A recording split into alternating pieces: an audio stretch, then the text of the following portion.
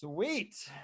So, a lot of people tell me about their dicks this week. Hopefully, this will not be a dick-centered chat, but hey, not that there's anything wrong with that. Make sure you raise your hands if you're interested in talking to me. There is a good amount of attendees this time. That is nice to see. As I guess people get into it, I was just listening to Joseph Farrell's News and Views, and he brought up a story that I did know about, which was that there was an announcement about a space command just like 2 days ago. So, and they actually expressly said it was different than the Space Force. So there'll be a command which is more strategic. And then he said something that I didn't know, which was that I guess the general who's in charge of this thing or has been appointed to be in charge of it or to get it going, 4-star general, same general who apparently not long ago, earlier in the year, gave a speech about protecting ourselves and how space is the next battlefield and all that kind of stuff. And he said that we'd have to defend ourselves from hybrids and little green men. That's kind of crazy. I mean, wouldn't that be the craziest thing ever if there was some announcement? Guys, there's been a hybrid program going on underground since the 50s, 40s. They're old men now. They got kids. Their kids got kids. We got to get rid of these things. They're under there, you know. I just thought that was interesting. And we got some hands raised.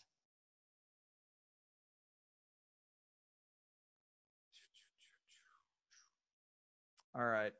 Blazin'. This guy knows how to party. Blazin', can you hear me? Hello, can you hear me? I can. What's happening, man? Hey, what's happening? Another day, Just another same here. Drinking a drink, smoking a smoke. Yeah. Amen to that. That's actually my nickname from back in high school. Blazin'. That's not a bad one to have. So what's up? You got theories, experiences? I got a little bit of all of that. I just threw my hand up because I've been itching to talk a little bit about Manly P. Hall. Okay. I was gonna throw it up on the forum, but here we are. It just happened to be joint session night, so Cheers. yeah. Have you read the book, The Secret Teachings book, man? I've read chapters. It is a monster. And I've also listened to lecture series from him. And you know, the audio quality is not great, but you can find hours and hours and hours. And instead of listening to podcasts for like a whole summer, I had just listening to Manly P. Hall on my way to work. Yeah, the lectures are great. Mm-hmm. I think they work out better because I like the cadence, and I just, you know, I think when you hear how easy this complex stuff flows from his mouth, it's like, Jesus, man, you really know your stuff. Yeah, I totally agree. And it just makes me wonder who this dude really is, because in the timeline, he's supposedly like 27 when he wrote the book. That's nuts. It's nuts. I mean, it's just like not really conceivable to have that level of knowledge unless you've been like selected to be the purveyor of this like mystic teaching. So I figure either what's this guy says he was 21 when he wrote The Occult. Yeah, so he was super young.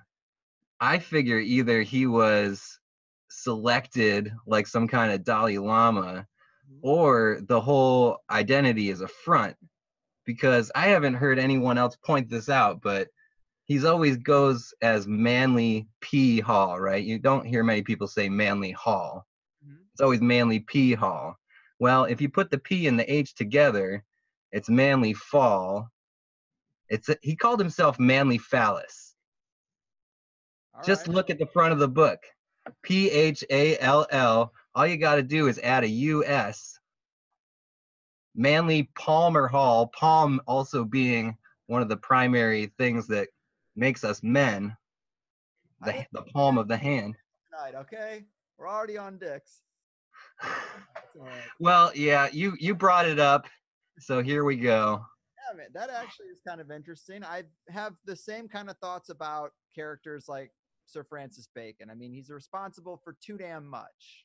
There's too much. Well, okay, so Bacon, you had your Susquehanna guy on again. Yeah, Michael Wan. Yeah, he's amazing. And I started watching his videos. And he pointed out that the Rosicrucians, or some Rosicrucians, say they believe Francis Bacon ascended as Saint Germain, right? Mm-hmm. Manly P. Hall has this very unlikely story of being old enough to even be able to write this book, right?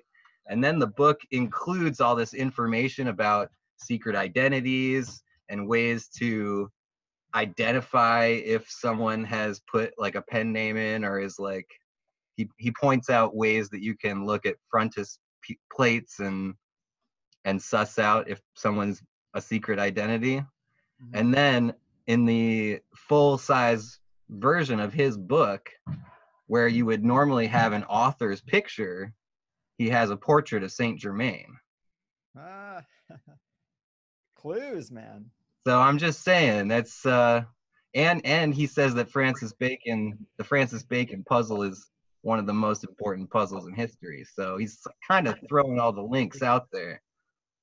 Yeah, that is really interesting. I wouldn't put it past him. I think that's happened before where there's just one guy put out there, you know, the work. He's just supposed to represent the work, although he does a damn good job. Like, he obviously is very, very familiar. But to have written that at 27, it's just too crazy. I mean, I know people got started a little younger back in the day, but man. Right. I guess the really far out theory would be that Francis Bacon is somehow still alive and like pulling the strings or becoming these other identities. Fountain of Youth. Right. Adrenochrome. Right. Or he's just a vampire. Right. Well, that's cool. I mean, Yeah, I just hadn't heard anyone point out the manly phallus thing, but I think that's clearly like some kind of false name. I believe it. I mean, Manly, Yeah. first name. What kind of name is that? And then Palmer, What? Yeah, what's going on? the hand of the mysteries and all that. Yeah. So, yeah, I didn't know if anyone else had any thoughts on that or if you'd picked up on that at all. I had not. I mean, I had considered not really that recently, because, you know, I've heard his voice, so I didn't really think much about it. But those older characters, maybe even John Dee, like, there's just too much that's attributed to them. So I do think that in some cases they're just representations of the larger organization. I think Right. Fort Lindahl even is pretty cool with that kind of perspective. I thought that was really interesting when he was talking about writers guilds. I don't know if you heard that show, but he was talking about Edgar Allan Poe, and Yeah. certain people are in these writers guilds and they're supposed to seed certain things in their work. And then thus, because they have all this support behind them in the shadows, they also get propelled forward in front of all other artists, because these are the stories they want you to hear. And who knows exactly why, but I thought that was really compelling that these writers guilds go back forever. And how many of these names we know do we only know because of those connections? That's right. You know, I forgot about that show, but that was actually the one that got me thinking about Dr. Seuss. Really? And I realized, yeah, Dr. Zeus, shall we call him? You look back at Green Eggs and Ham and One Fish, Two Fish, Red Fish, Blue Fish, after maybe brushing up on some symbology from Manly P. Hall, it's pretty obvious this Seuss guy is a Kabbalist. That's interesting. I've been reading the books to my kids, so it became more obvious to me after going back over them. How do you feel about that kind of, like, you know, I've had a lot of guests talk about the satanic undertones of Disney films, but yet I watched them. I was fine. Like, I think there might be something to this Dr. Seuss thing. And, I feel like I turned out okay. How do you feel about reading stuff like that to your kids with this extra context? Do you feel weird about it, or do you not really care? I do feel weird about it, but like you said, I feel like I turned out all right. I came to my senses, was able to analyze these things later on. Mm-hmm. So I feel if I instill my kids with some good reasoning skills, that's more important. Yeah. And also, Um, without the context, would it be as impactful later? Like when they're 25, if they were to learn this Dr. Seuss guy, there's some weird subtext, there's some subconscious symbolism or whatever. Same with Disney. Like, without the context of, oh shit, I watched a lot of that when I was growing up, I don't know that it resonates in the end. I feel like you need the 1-2 punch of like, man, that did dominate my childhood, and then maybe there was something else to it. yeah, it's interesting. I go back and forth all the time because it's hard to know if these hidden messages are really malintentioned. I mean, a lot of the Rosicrucian literature reads like bringing light and truth to the world, That's another element. advancing consciousness and all that kind of stuff. And, Right. like Rudolf Steiner. Not necessarily at all. Like, I feel like it teaches kids actually about language and a pretty advanced level, and it keeps it fun. It worked for me. I feel like it's really not that bad, but it is interesting to think about. Maybe maybe there's like a little bit of initiation going on here, but if it's to elevate, I guess it isn't terrible. It is just really knowing what true motivations are, and I just feel like I always want to know if there's that subtext to it, whether, without putting a moral judgment on it. It's like you feel like there must be something going on if they're not open about it. But maybe that's just the nature of tricking kids into learning. Right. It does feel sneaky, but at the same time, if if the kid is too young to fully comprehend the lesson that you have to give them, what you do is just you lay little breadcrumbs. You give them the pieces, and then eventually, when their brain is developed enough, they're able to put the pieces together. Mm-hmm. Someone else in the YouTube chat says Dr. Seuss is tame compared to what today's children are subject to. And that's absolutely right, too. I mean, there's no dark content to Dr. Seuss at all. I don't think anyone ever dies. There's no sexuality at all. So, I mean, how bad can it be? Yeah, no, I wasn't actually even suggesting it's dark. It's just it's interesting that it's a beginner's book to an initiate into the mysteries as well as someone who's just learning to read. Yeah. The thing that tipped me off was the Sam I Am, the green eggs and ham from Sam I Am. Well, in Hebrew, the divine fire of the spirit that manifests in the flesh is named Shamayim. Very close. Shamayim, Sam I Am. And there's tons of that stuff just peppered throughout Dr. Zeus, as I like to call him. I love it. That's awesome.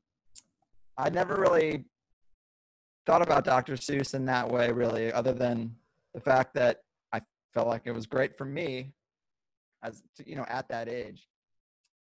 But yeah, no, I'm still in support of it. Yeah, agreed. So I appreciate the call. I'm going to let you go. There's a couple other hands up, but good start. Thanks for picking on me. Maybe we'll chat again another time. Maybe. Take care, man. Thanks for listening. Thanks for calling. Peace. Peace.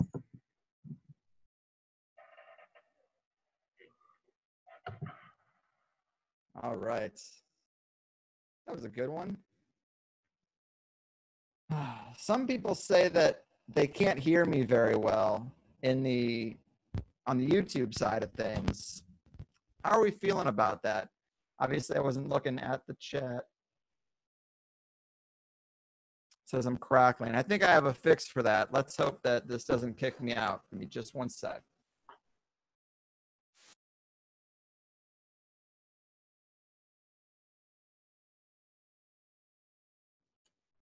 Okay, now I'm sure the crackling is over. Am I right? Am I right?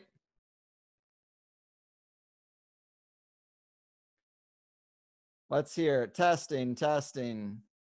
YouTube is a little bit behind, so I have to see. Yeah, okay. Everybody says it's better. It's a weird thing I have with my audio interface that if I go too long without flipping the power off and on, it gets crackly. But whether I'm talking to you or someone else, there's always someone there to say, hey, fix that shit. And here we are. Cool. Well, I'm glad that's done. People say my audio is still kind of low, but I worry about pumping that up too much because it'll start to clip. But let's hope that maybe that's a little bit better, and I'll just talk a little bit louder. Sweet. Someone else asks how to call in. If you get over on the Zoom side of things, that's where you can raise your hand and I can call on you, because I just don't know how to pipe people in from YouTube.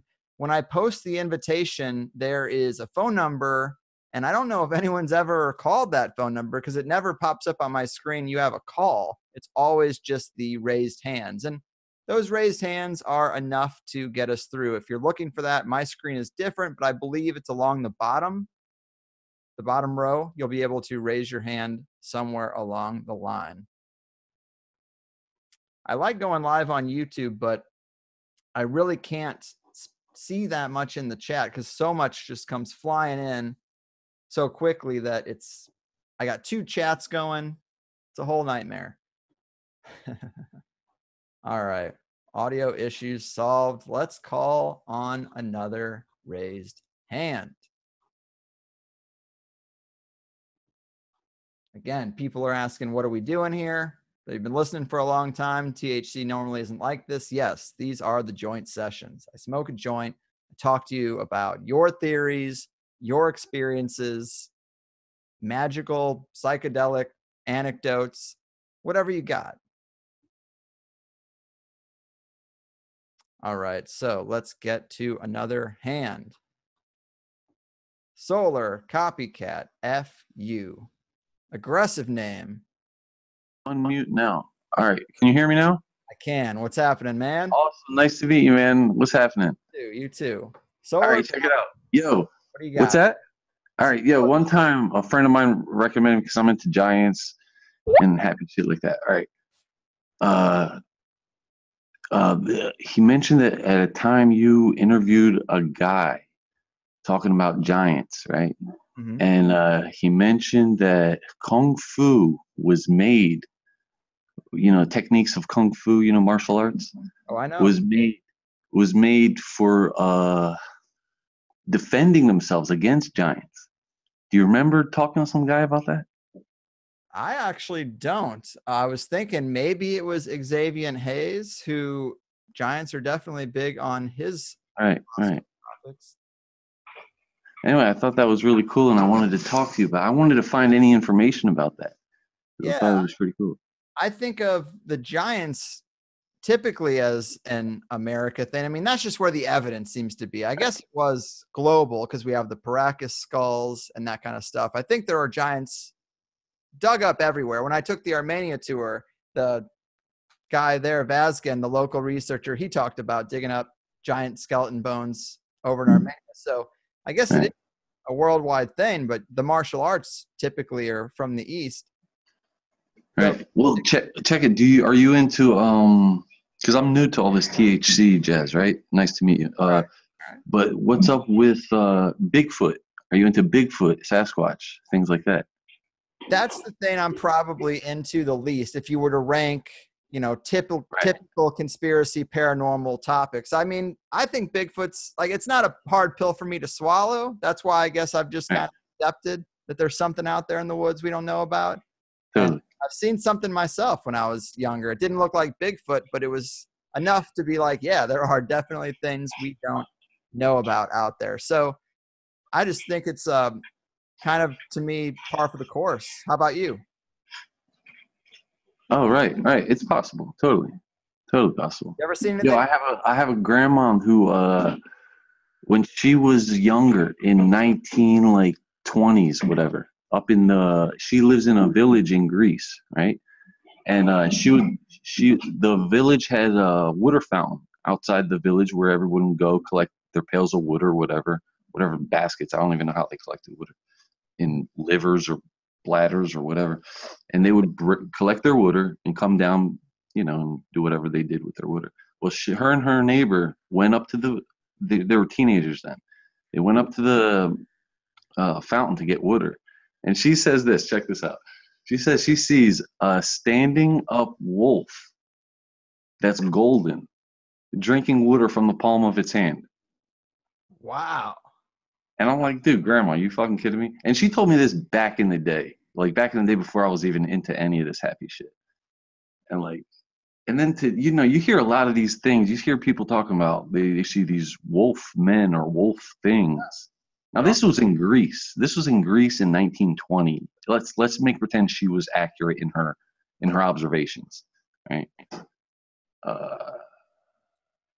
You hear today. I'm hearing all these weird. I mean, it could be for entertainment purposes. A lot of this is for money. People are doing this for money. It's you're interested. It's an interest, but also people are trying to make money out of it. So I'm not sure how much of this is made up stuff just to keep the flow going.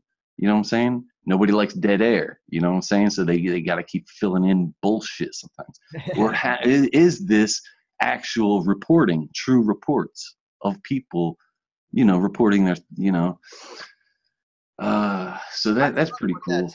That I really do. I mean, I'm lucky that with this show, I haven't boxed myself in. You might be new to it, but I like to say I have a really wide umbrella of topics that I could do a show on. It's always interview based. So it can be conspiracy, paranormal, occult. Sometimes even feels like self-help. Sometimes there's health shows. So it can be really whatever. We just did one on circumcision, for Christ's sake. So I'm not boxed in. But then you see a show called like the Sasquatch Chronicles or the Ufology podcast, and it's like, ooh, damn. Every week ufology, every week Bigfoot. I mean, kudos if that's your thing. But what I love is just the variety to be able to go and surprise people with some crazy show.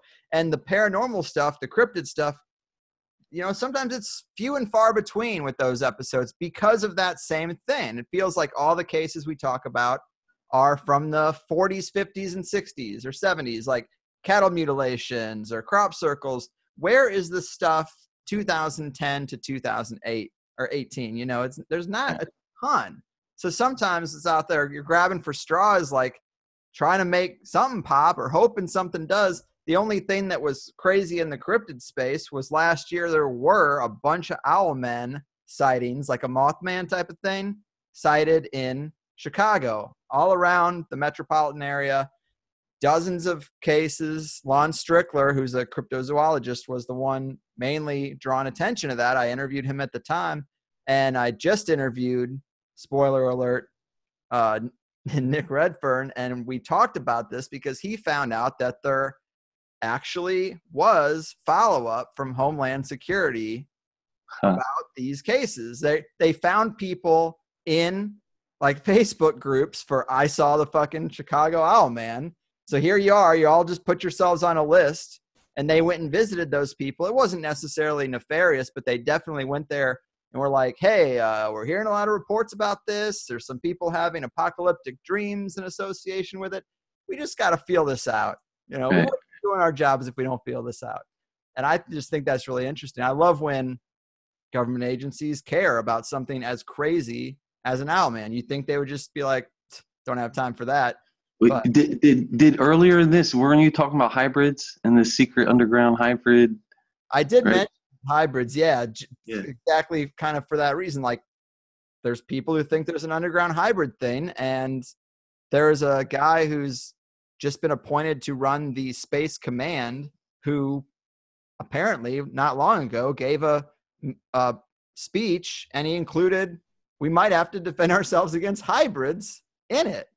I haven't seen it, but this was Joseph Farrell. So, well, interesting, like, because we're talking about these cryptids, wink, wink, cryptids, whatever that means, right? Like, There's all right, where do you start? There's this thing about bloodlines or blood types. Let's say blood types: AB, is zero, universal donor. This Rh negative, Rh plus. I'm not sure how it all works, but is it possible that, like, the liger and the tiger, or the tiger and the lion, and the creates the liger, the donkey and the horse creates the mule. Mm-hmm. Is the human a byproduct of like a Sasquatch and a gorilla? No, maybe a human and a gorilla, byproduct Sasquatch. I'm not sure. It's just interesting. I've even heard. Is it? What's that? Sorry, I think it's hard to know when. No, I know. It's just curious. It's curious. It is. I've heard stories that have popped up in previous episodes of just regular people going out to the woods and becoming wild men. And that always really resonated with me, like cannibals even. Like a guy and his wife who were just half crazy to begin with, hole up in a cave, have a few kids, those kids inbreed. You find out these people have been living in a cave for 50 or 60 years, eating people that come from the woods. Right. What does that look like? That looks like a monster, like a Bigfoot maybe, but it's just a crazy guy. Like that can happen too. Hey, yeah, check it. Mutation. You know how they talk about lasers and light can move DNA, can change, allegedly. Now, I don't really believe any of the science motherfuckers, right? But CRISPR stuff. It's I mean, if it's accurate and they're not just pulling our chain, I mean, it's interesting. Mutations and change of the mortal coil is possible. I mean, it's not through maybe necessity and adaptation. You could see that. Well, the abduction thing has always been about genetics, essentially. That's the thing. This hybrid shit, these abduction people, Rh negative people. I don't know if you're into this missing 911, whatever the fuck it's called. David Politis.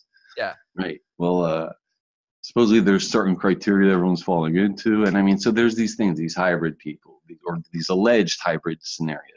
What are we though? What are we? Does anybody know where the fuck we came from? Like, yeah, we just like. I mean, what if people were fucking dogs back in the day, fucking horses back in the day, fucking monkeys back in the day, fucking everything, and who knows what the hell's popping up? And a certain blood type that would catch, that was fertile with all things, a universal blood donor, if you will. Mm-hmm. It's cute. It's a cute potential, and the cover up might be because we're in the middle of it. We're the monkey in the middle, like. It's regarded, this whole joke about the Nephilim falling, and anyway, it's just silly. Forgive me if I'm wasting too much time. I know there's probably other people. That's cool.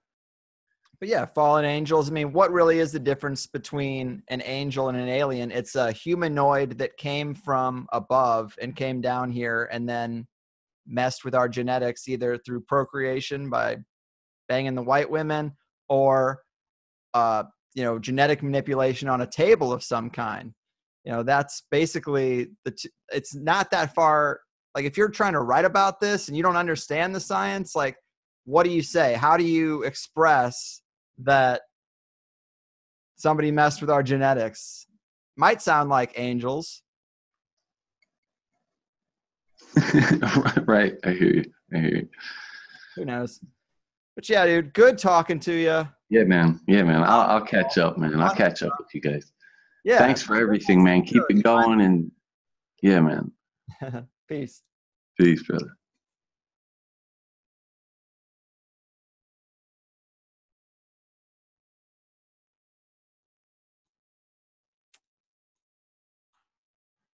That was a fun one. All right. It always takes me so long to find that way to get them clear so we can get another one in. But that was fun.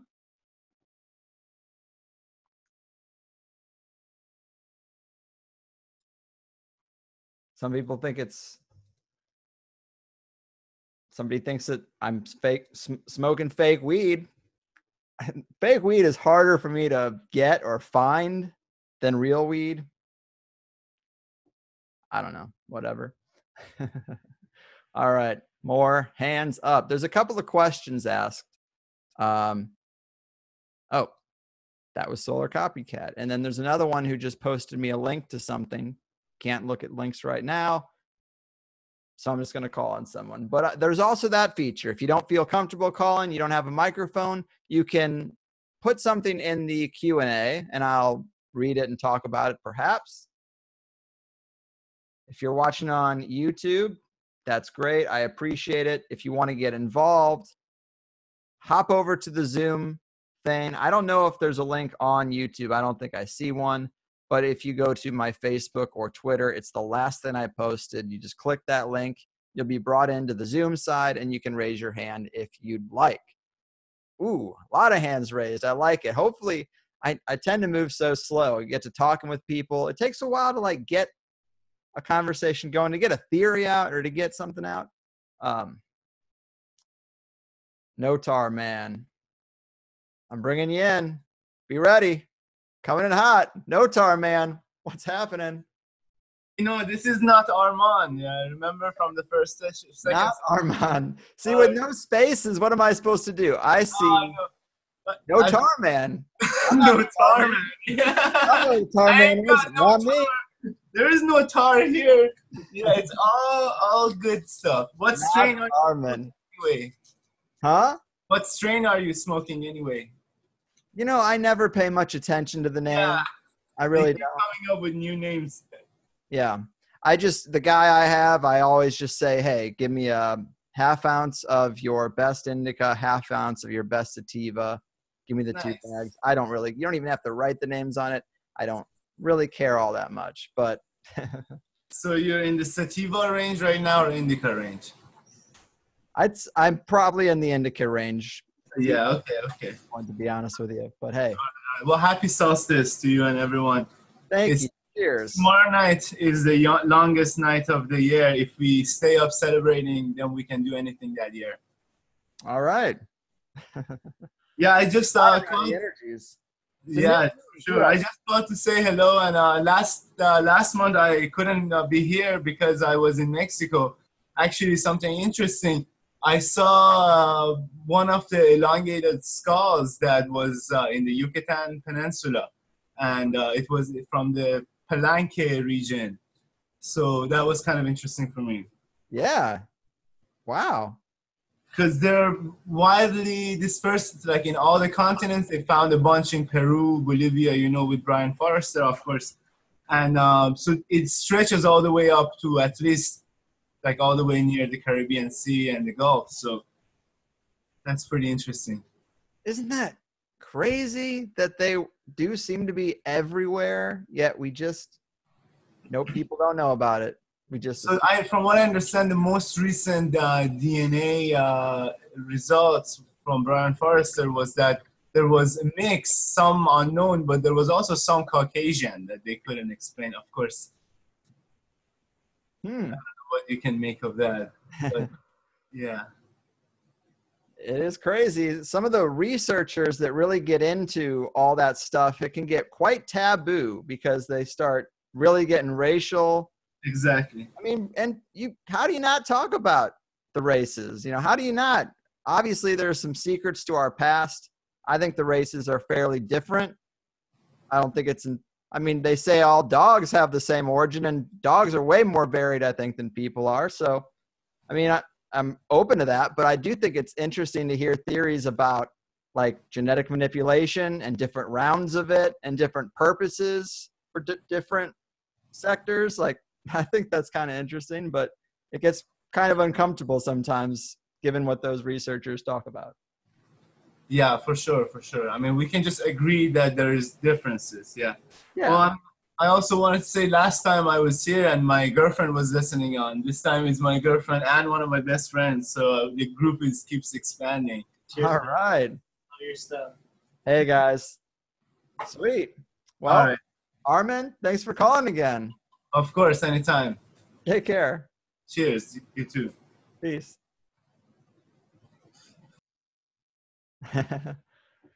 Notar man.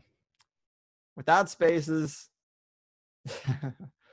I don't really know what you're trying to say, but I like that we have repeat callers at this point. It's nice. Something's coming together. Mellow John. That's an easy one. Mellow John, you were on with me. What's happening? Hey there, Greg. How are you? I can't complain. Better every day. How are you? Doing good, man. Doing good. Uh-huh. Just kicking it on a good old Thursday. So I believe I called you last month. I just changed my name. It's Jonathan. Right on. I think I was like the second one to call. What did we talk about? I think we just kind of talked about life and what I was going through with like work and Okay. working on music and stuff like that. So I think we didn't really talk about much, but I was going to tell you a story. I love a story. Okay. So about 5 years ago, I was going to go to a show. And this is before I was into any kind of conspiracy theories or anything like that. I was like 18 at the time. And so I go to like a dubstep show. I'm a big fan of that stuff or whatever. And I took some 25i. I don't know if you know what that is, but it's like synthetic form of LSD. Okay. So it was like a research chemical of some kind. It was like I basically got it from a friend. He was just like sharing it, and I took 2 hits of it. And at the time, I didn't know that they were double dosed. And this stuff was actually legal for a certain amount of years, and it was being sold mainly around the South. So that's like from like what I've heard. I've only done like a little teaspoon of research of it. Anyways, so I took this stuff, just thinking, oh, it's acid. I've taken acid like 2 times. It's just like whatever, So I took it, and I'm feeling good throughout the first half of the show, and then I took the second hit because my friends were going to take it too. So I took my second hit and like tripping really hard. Everything's going good, and then all of a sudden, like I start to notice time slow down extremely, and voices in my head and things like that, and they're basically trying to show me something. And the weird thing about it is like I felt like there were people that were literally like walking up to me. I don't know exactly if I was like flinging my arms around or just standing still, but from what I remember, I was just like standing still. But they basically, I'm gonna admit I was kind of that guy at the show, tripping, like, it happens. losing his mind a little bit. So everybody's done it once. Yeah. I mean, this was years ago. I don't fuck around or get to that point or even do those types of drugs anymore. No need. Anyways. That's So how I feel about it. There's no need. I mean, I'm not going to say I'll never do it again, but when you get the message, hang up the phone, right? Exactly. So this was the message. So they were basically telling me, giving me the whole spiel of like, you're going to be given some type of knowledge and blah, blah, blah, this and that. So what I first remember seeing visually through the trip is like a pyramid with an eye and like a kaleidoscope everywhere. And it was basically like showing me things within the eye whenever I would look through it, of the way that there's mass manipulation on the population.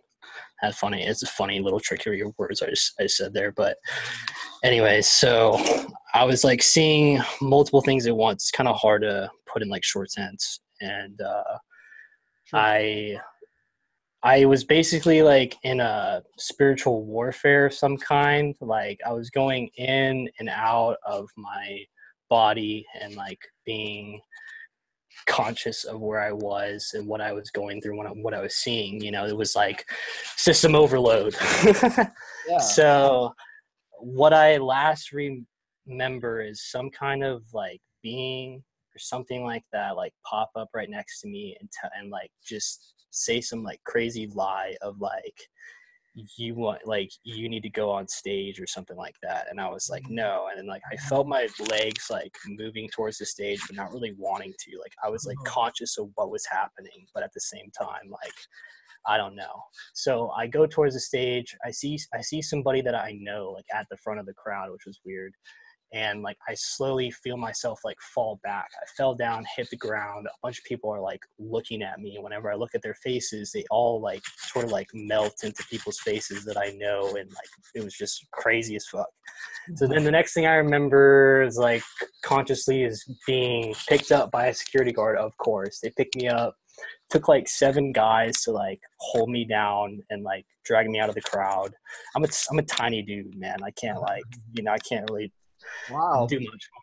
So I go and get like put on like a stretcher. That was the next thing I fucking remember. And I remember being put somewhere for like some time. This is when like I started to black out.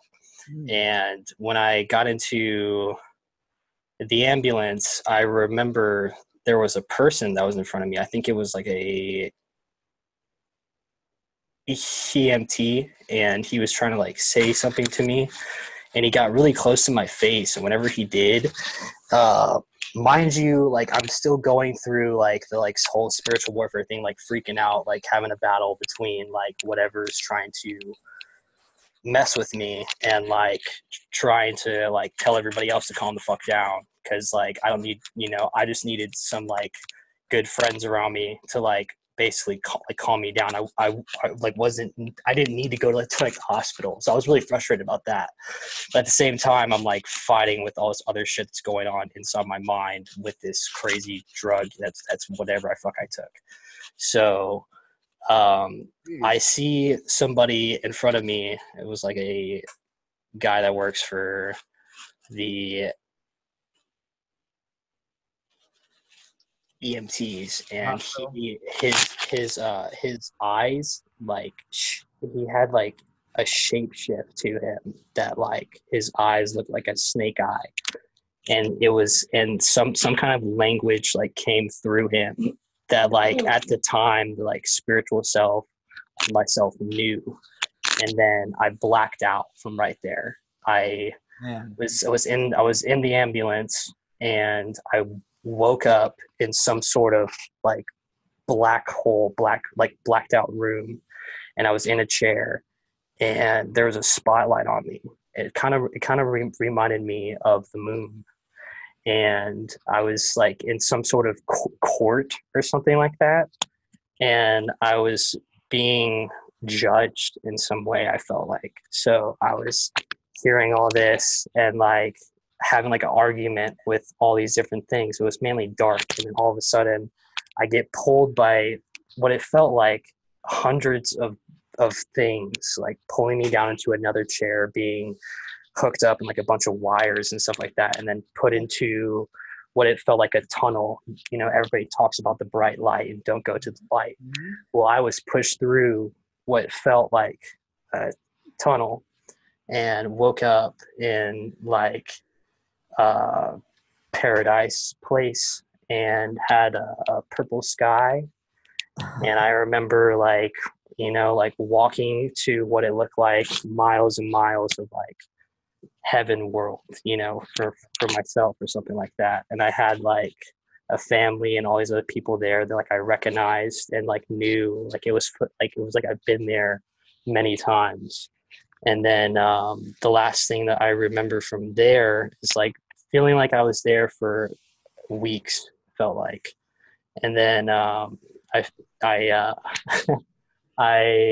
remember, I remember somebody saying, where are you going? And then I heard a voice in like the back of my head say, you need to go now, you need to leave. And I was like, all right. And I was talking to somebody else, and I was like, I need to go now, but I'll be back.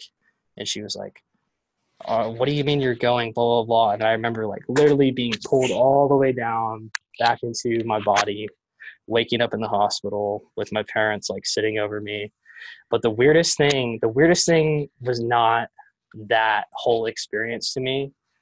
the weirdest thing was when I woke up in the hospital, there was like, it was almost like I was seeing between the perception of what humans see now, if we could see like radio waves and cell phone waves and all that kind of stuff. Because when I woke up in the hospital, I saw like little black specks surrounding every single person that surrounded where the telephones were. And then every time like a telephone would ring or something like that, I'd see something like shoot off into like somewhere else. And every like there was just black specks that were connected on to like everybody. So I don't know if that was a mixture of what I was coming off of whenever I saw that, or if it was a mixture of whatever they put in me to like knock me out. Because last I heard, the friends that I went to like the show with called my phone to see where I was, and the people that were in the ambulance called them and said that I blacked out. Like I completely like went still for a second. That's so wild, man. Yeah. So that drug story, especially one that's like out of body and the whole shebang. I mean, that might have been near death, dude. You might have been in real trouble. But, yeah, I was in real trouble. I'm gonna have to let you go though, because Jeff Wilson from the Conspiracy Farm is here, and I want to let him talk. But good story, man. Sure. Nice I trip. just wanted to share that with you. Yeah, real trippy. I'll see you later. Yeah, you too.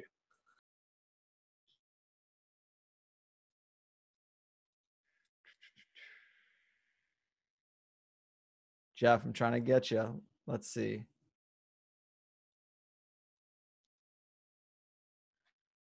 My man, Jeff, are you there? I am here. How you doing? Hey, I can't complain. Better every day above ground's a good day, brother. Good to see you, man. I was flipping through my little YouTube and I was like, oh shit, he's live. I've never seen this before. Yeah, it's kind of a new thing. This is the third or fourth one. It's, I dig it. Man, that was kind of a crazy story your boy just laid on us, man. That was wild. One of those out of body all the way to the other side. Dreams. Hard to know. I mean, sometimes they're like dreams, where it's like they're so impactful to you, but it's like really hard to express or hard for other people to know exactly what you mean. Yeah, that's generally how it is, man. Those ineffable kind of, you just know words to really translate it. But hopefully the message has been received for the young man. Yes. And a lot of times it's personal too, which is a whole nother element, is that, what's profound to you might be a message specifically for you from the deep recesses of your subconscious. Who knows what all that stuff is, man? Exactly. I dig it. Yeah. I was like, man, as I'm just sitting here listening, I'm like, holy shit, dude, you really, you were fucked up. Yes. It's all good, man. What's new with you, man? Still keeping the train moving, I'm seeing. Yep. Choo choo. Keep it going. You guys, you're just talking about the Nephilim and stuff like that. I don't know if you've had him on. I don't think you have Matthew LaCroix. Are you familiar with him? No, it sounds familiar. Maybe it's just. Oh my goodness.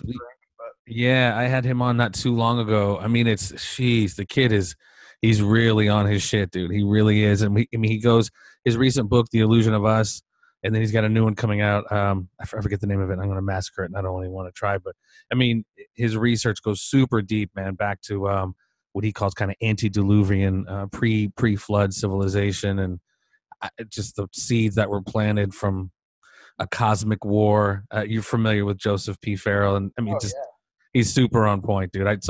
I've been pubbing him the last couple interviews I've been on because it really blew my mind when I had him on, man. Even going back to my Art Bell days, hearing Jim Mars and those guys talk about the Anunnaki, and I became really fascinated by the whole, rewriting kind of the history of civilization. John Anthony West, Graham Hancock, Russell Carlson, etc. I find that shit so fascinating.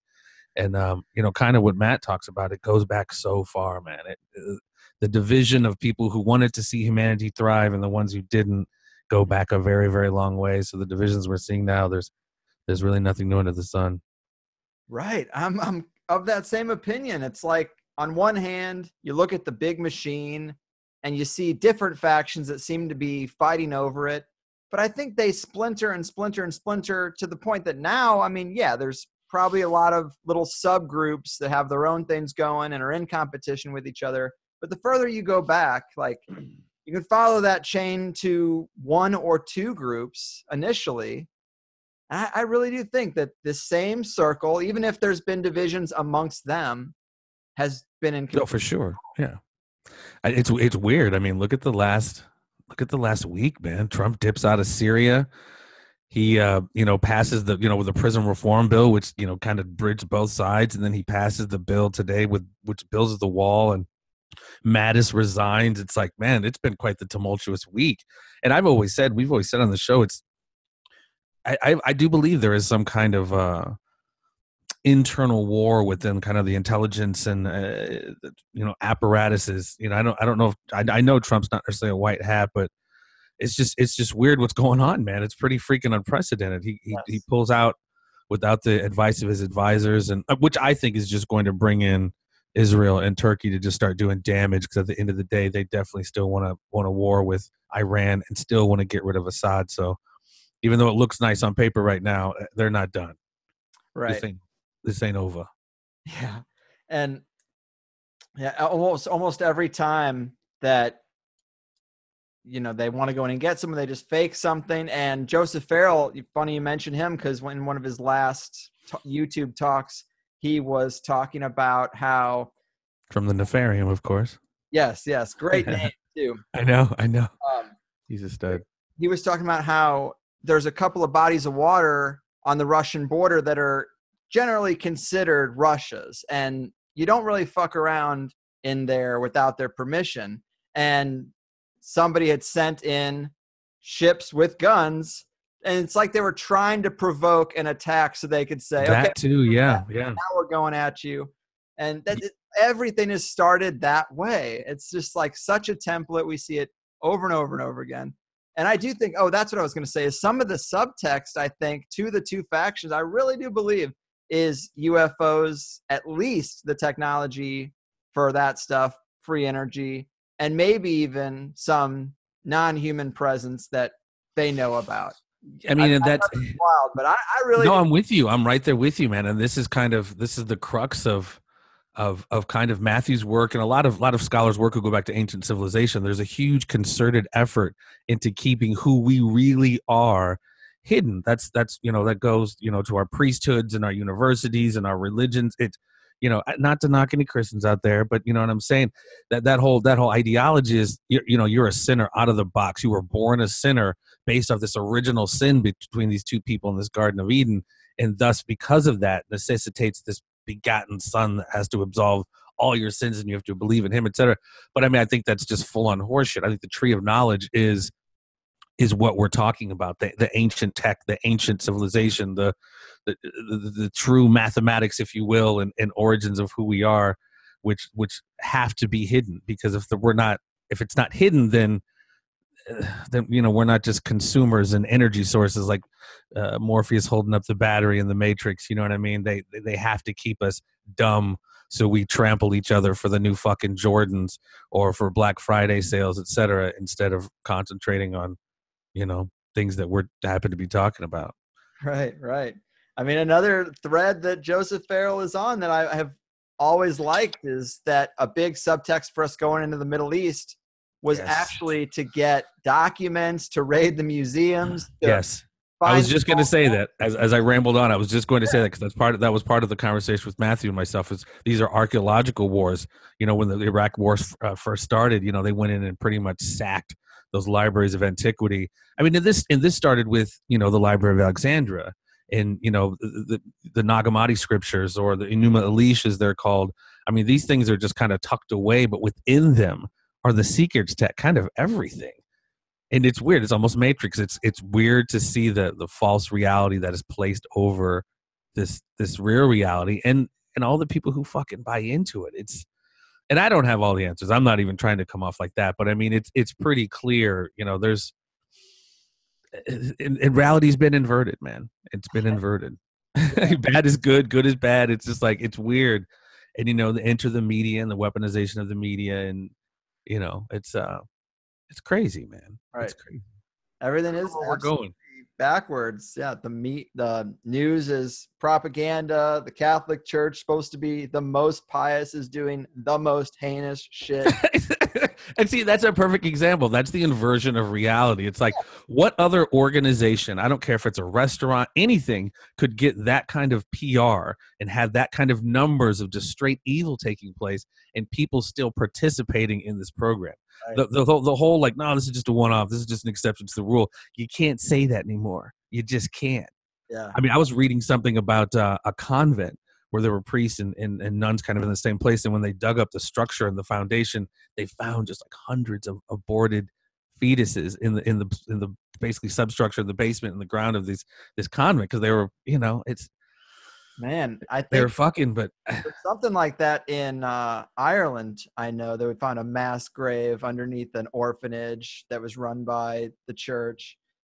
It's fucked up. it could be the same one I'm talking about, or it could be a completely separate one that I'm talking about. It's wild, dude. Yeah. And I was on, and I'll ask you, man, and the listeners. I was asked, like, what is it going to take to kind of to get us to kind of get past this? Not just the fake news and horseshit, but the level of like divisions.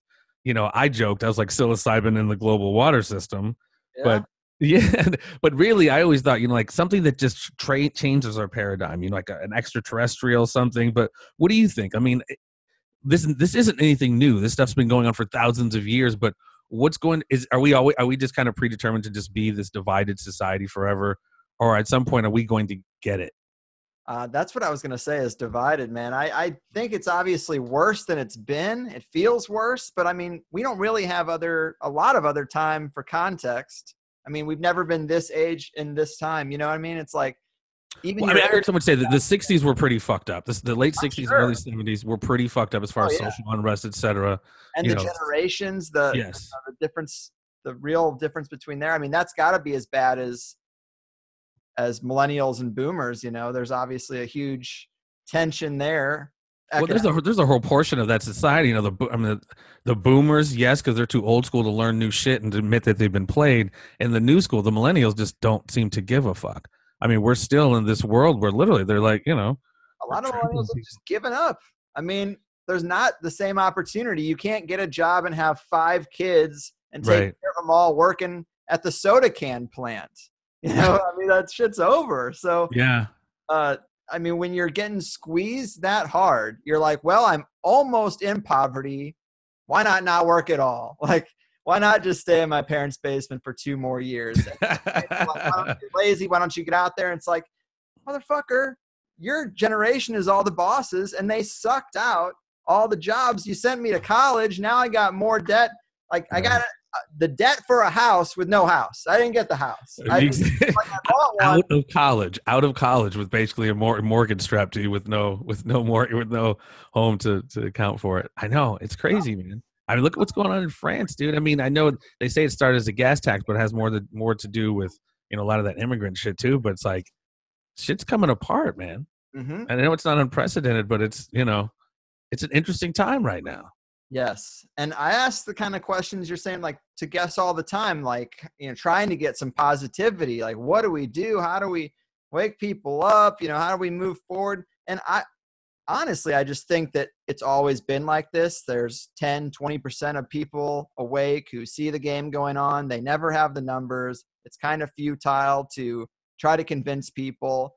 And I don't know why that is. Maybe it's an element of the simulation that there's a ratio. Do you not think? I mean, I'm not sure how old you are, but I guess that doesn't really matter. But 33. Don't you think that? I'm sorry, 33, 23? 33. Okay. I mean, not that it matters necessarily, but we're kind of a little bit more. This is the new media. I mean, do you think more people are quote unquote, waking up just because of the ubiquitousness of this message? You have a podcast. I have a podcast. Obviously, everyone has different genres, but more and more kind of people are talking about kind of what we're talking about, the inversion of reality, you know, kind of transcending the nonsense that's kept us so slept and not woke. I know everybody's talking about being woke, but it's like some of the most quote unquote woke motherfuckers are just like sound asleep. Yeah. And again, I'm not a huge astrological person, but I don't know. There's something within that I don't really get all the way, but some of it makes sense. But anyway, we're moving into supposedly the age of Aquarius, which is supposedly more enlightenment, more awakening. And I can't even front that. I see that more and more. Like I said, I've had on, people just on my show, and I still like pinch myself like, wow, you just fucking talked to Randall Carlson, dude. Like, and and even Graham, hopefully we'll get him on in April, and even yourself. Like, I've listened to your show many times, and just those people who are, yeah, dude, it's crazy the kind of slow, soft awakening is happening, but I think it's happening. But, again, we still have people who are trampling each other for sales on Black Friday or new Jordans and shit. Right. It's happening, but we're using a government surveillance tool. And when you look at the numbers of how it's affecting people's brains, you look at young kids and they can actually just do a brain scan and tell, is this a person who looks at their phone for 8 hours a day? That's very scary. And the implications for this are going to be nuts. I mean, we got the phone and we never put it down. It's not just like something that was hanging on the wall that we used a couple times a week or every other day. This thing, we got the motherfucking iPhone, we put it in our pocket, and we never let it leave our side. And I think this is a big problem. Maybe it won't be a problem until 5G, but I've seen. No, it's bro. You're right. It's a problem, dude. It is a problem already. I mean, go back to like Aldous Huxley, dude. He was like, we're going to get to a point, and I think we're there where we're going to enjoy our enslavement. We're going to require it. You take somebody's phone, they're losing their shit. And like you just said, we're using these devices that are essentially kind of tracking us, monitoring us, et cetera, but we kind of have to utilize the resources that we have. But I mean, it's just crazy, this explosion that's happened. These kids are born digital. I don't know what the fuck I was watching something about the fall of the Roman Empire the other day, and it's so crazy because if you look at the time of Julius Caesar to the time when the Roman Empire collapsed in 476 AD, like they're nothing really, they're still using nothing had really changed over the course of 500 plus years. You look at the last fucking 10, 20. I mean, it's just like the leap civilization has made through digital shit. I mean, it's kind of like the Force, man. You could use it for ill or you could use it for some Jedi shit. And it is crazy because it's so ubiquitous. You look at everywhere. Everyone's just looking down at their fucking joint, dude. Like, it's crazy. And I don't know, man. I foresee, I don't know, a kind of technocracy, man. It's like almost like the mark of the beast. You got to have a phone to transact and do shit.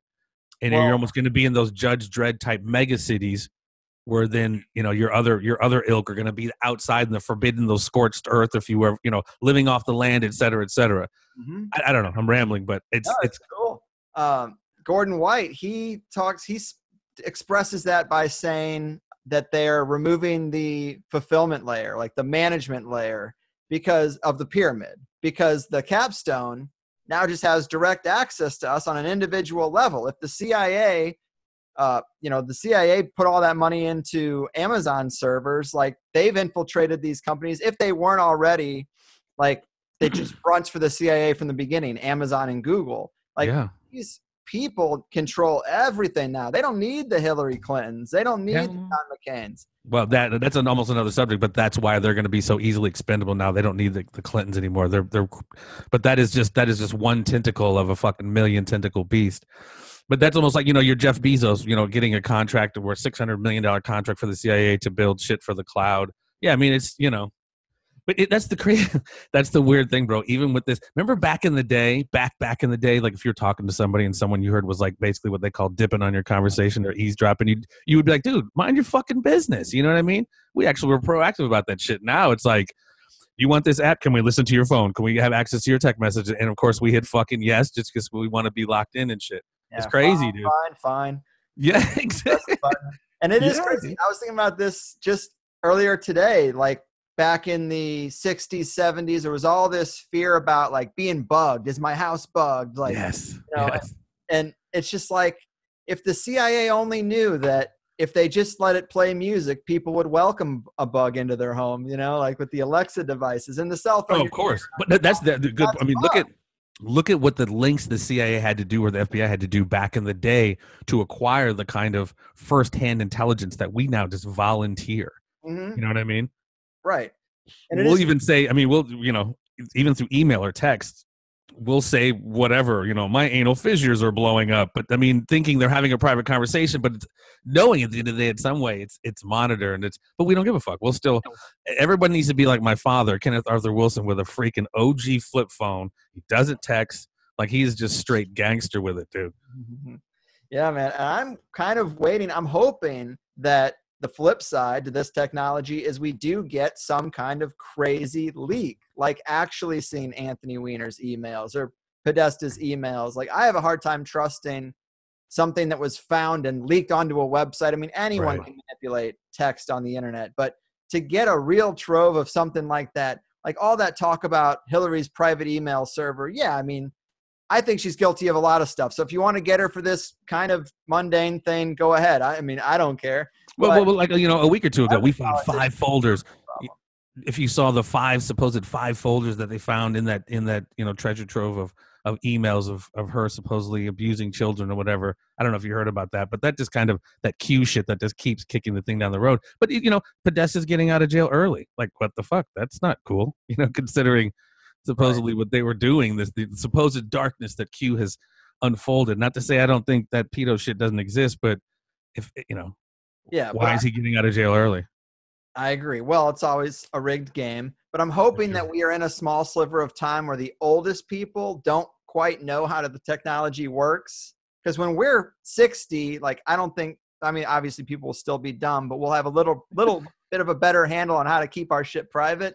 These old people right now, they don't. The Mitt Romneys out there, like they're going to fuck up. I'm hoping. The Ted Cruz is out there and they're going to let something slip. And that's what I'm hoping. And it actually comes out. Well, that's kind of bizarre world that we live in since you bring up Ted Cruz. Like Trump literally in the debates was like, hey, Ted Cruz's dad participated in the Kennedy assassination. Here's his dad hanging out with Lee Harvey Oswald. And that just like fucking went away. I mean, I think there was some fairly decent legitimacy to that claim. That I forget his dad's name. I mean, he may not have been but he was hanging out with these like anti-Castro Cubans and all this other shit. He was in that circle in New Orleans, but it just went away. Yeah, you're right. And my memory is foggy. I shouldn't bring it up if I can't think of her name, but there was a woman who I actually interviewed who was involved with the Dr. Mary's Monkey saga. Judith Baker, we had her on, but it was a huge sound fuck, and it was actually really pissed me off. I think when that came out, I'm pretty sure she was posting, yeah, this is true. Like, I mean, she had, I guess, some kind of added insight, and I believe there were even pictures involved. Of course, I don't know what Ted Cruz's dad looked like when he was young or whatever. But apparently there was some corroborating evidence from her. Yeah. No, yeah, there was. I mean, but that's the fucking world we live in. Indeed. No accountability across the board, dude. That's, I was talking to somebody like the whole Q, Trump, the white hat. I'm like, dude, Trump didn't do shit to bring out real files on JFK, 9/11. I mean, he's still just playing ball. The domestic shit, we can keep that can kicking around, whatever it is, the wall, abortion, whatever. We could have that conversation. But again, my gauge is the foreign policy. So I'm heartened by seeing him pull out of Syria. I like seeing that shit. But at the end of the day, I think he's pulling out of Syria so the fucking mad dogs can jump in. Fucking Turkey and Israel are about to just go in and just go ape shit. Because at the end of the day, we still want a war with Iran. I posted on my Facebook today or Twitter, whatever it was, about they've already prepped the Shah of Iran. They want to bring a new Shah back into Iran. They've been grooming him since he was 17. He's like 50 now, whatever. So God, the grand chessboard continues, man. It does. Well, hey, cheers, dude. It was nice talking to you. Absolutely, man. Here, but guys, if you moving. haven't heard the Conspiracy Farm, definitely listen to it. Jeff was kind enough to have me on, and absolutely got to get you back, dude. Got to get you back. I'm better on the host side of the mic, but I appreciate it nonetheless. Wow, he's declining the offer, ladies and gentlemen. No, I'm just saying. I feel you. I have a lot of times I just feel like, why don't you just get my guests? My guests are all so much smarter and more articulate than I am. But hey, I'm willing to pinch hit when needed. Yeah, I got you, brother. Take care, my man. Continued success. Peace and love, everybody. Enjoy the rest of your evening. Cheers, man. See you, bud.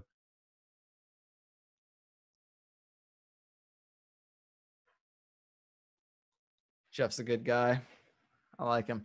And I do like that show. That's sometimes where I get my Q information, because I'm really not paying much attention to Q anymore, but they sometimes follow it and often are able to update people on that material. All right. Mr. McCain. Mr. McCain, sir. Hey, can you hear me? I can. What's happening?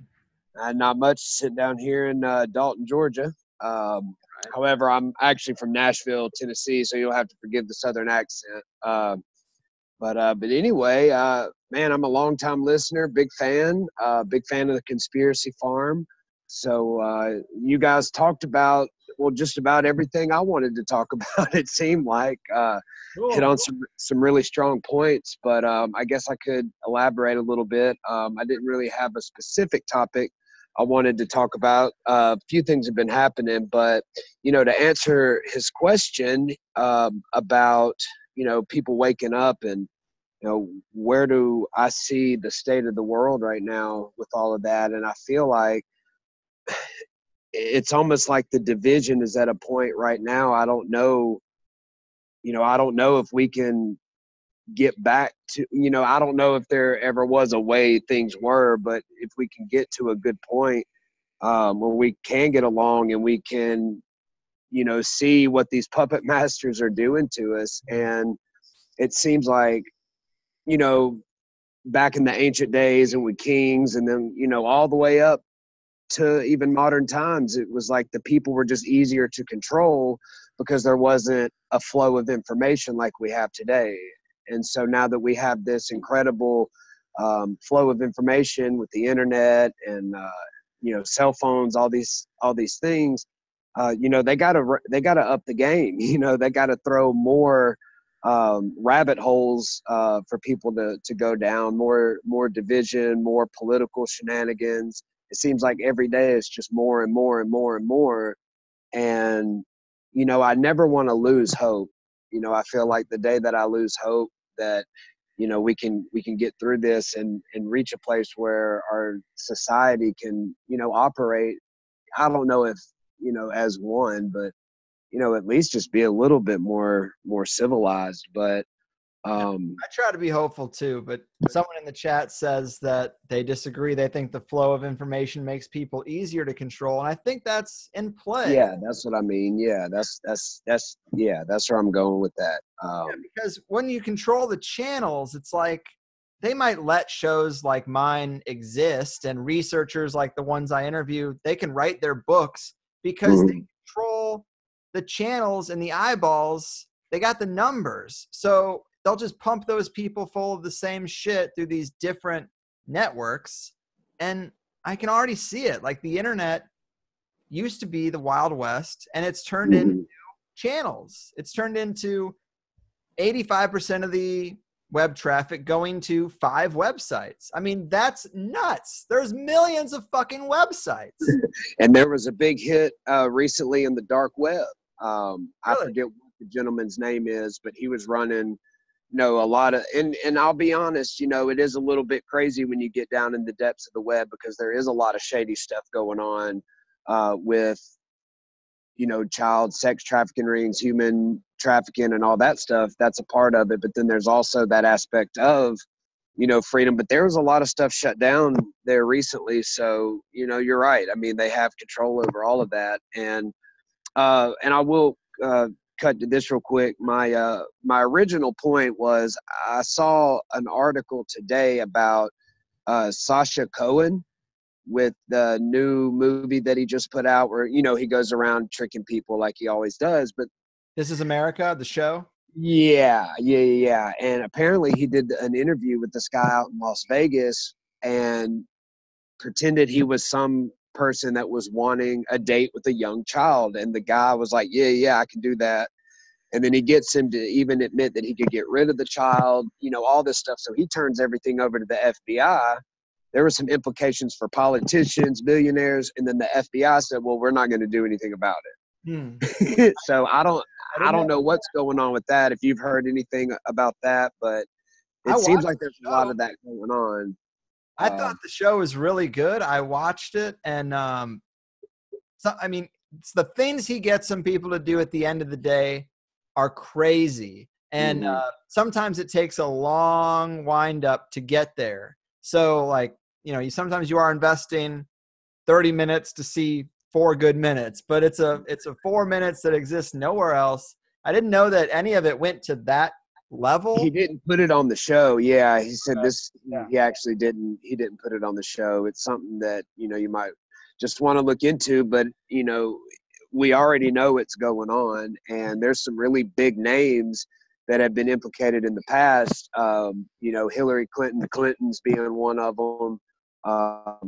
Epstein, all these this island that they've been going to, and it's pretty crazy. And then you even mentioned the shenanigans of the Catholic Church, and it seems like they're so protected. They're a very protected class, and these priests can just get away with it. Me and my wife were actually getting into a conversation the other day, and she was saying that she knew a guy whose kids were molested by this priest, and not only is that part of the culture, but the parents those particular parents didn't do anything because that's part of the culture too. It's like, oh yeah, just my kids got molested by the priest. Like, it's so sick. I don't see how people can even follow the Catholic Church anymore. It's so crazy. And then when you look at the Vatican, you can get into the esoteric and the occult now, and you just look at all the symbolism within the Vatican, and you can see something's up, something's going on. They're using some dark magic over there, and it's crazy. I don't know what else to say about it. I mean, it's all been said, we know what's going on. Why aren't we kicking the doors down? Like, I don't know. I don't understand it. It's one of those things that gets me concerned about being hopeful that anything in my lifetime ever will change. I mean, how naive am I to think that I live in the small sliver of time where I'm coming of age and everything when the elite are held accountable for the first time in fucking history. I mean, it's really not realistic. It's just, I think I don't know. I do try to adopt that idea of this is kind of a movie that you're playing a character and you decided to come into it at this particular point. And so I kind of think of like the Empire is just the villain, and the villain is always in the game. If you're playing an MMO or something, like there's always going to be the boss fight. I mean, I don't know that I get to have that fight, but there's always we may be in a simulation. I'm open to that. I definitely am. The more synchronicities happen, the more I think about the insanity of how fucked I was having not gone to college and just having really no ladder to even climb, and then just building this show out of whole cloth and it working. Like, how it's can an I inspiration not be in some kind of fucking movie? I mean, how can I not? No, I totally get it. And I feel like we're kind of drawing closer to the Ray Kurzweil's singularity, fractals and sacred geometry, and I feel like space and time is on that level too, and things just seem to be building up. Things are moving faster. Like you said, the synchronicities are happening, and like the gentleman earlier that told the wild story with tripping, and so it seems like anytime I'm on that level, I've done DMT once, and that was just mind blowing. Awesome. Strange. I can't explain it. If you've done it, if not, do it. Try it out. Just take 10 minutes and try it. It's 10 minutes. Everybody's got 10 to 15 minutes. Exactly. You can't, it's half an episode of Seinfeld. Right. Give it half an episode of Seinfeld to change your goddamn life and see the universe from the underside. I just, it was an interesting experience, and it just makes me feel like there is something more out there. One of the best episodes that I've ever heard, the one I've listened to over and over, was Anthony Peake's episode about the pleroma, and that it just blows my mind. And I've shared that episode with a lot of people, and nobody can argue against it. That's for sure. Especially if you've ever experienced that, or just even, my other psychedelics, just the coincidences and, things like that. So honestly, that's where I do draw a lot of my hope from, that there is something bigger than us at play. And, we're we may be pawns on the chessboard or observers of something bigger, but I do see the element of good, and I do feel, you know, good things are happening to me in my personal life. I see it in my friend's life. And, you know, and it's a lot about your mindset. It's a lot about, you know, if you're going to be negative and just think that it's all going to shit, well, then things just start going to shit in your own life. I mean, that's my personal experience. And when I'm thinking positive, yeah, it's hypochondriacs, you know. Yeah, I know a few. Emotional, intellectual, all types of hypochondriacs that aren't just medical, but that type of thinking and manifestation applies across the board. It was Bill Bankston, I think, who had the, or was it Bruce Lipton?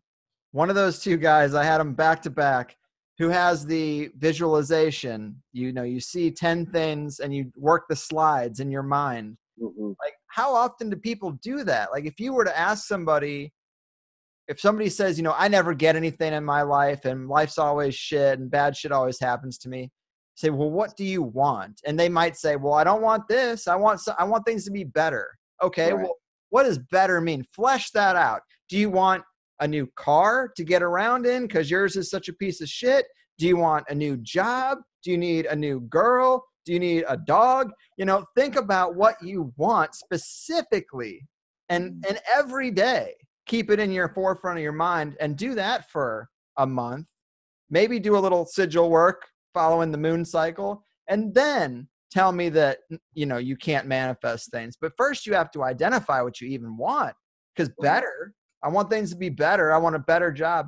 That is not enough. Your fucking subconscious or whatever the hell is pulling the puppet strings doesn't know what to do with better. That's a subjective thing. Right.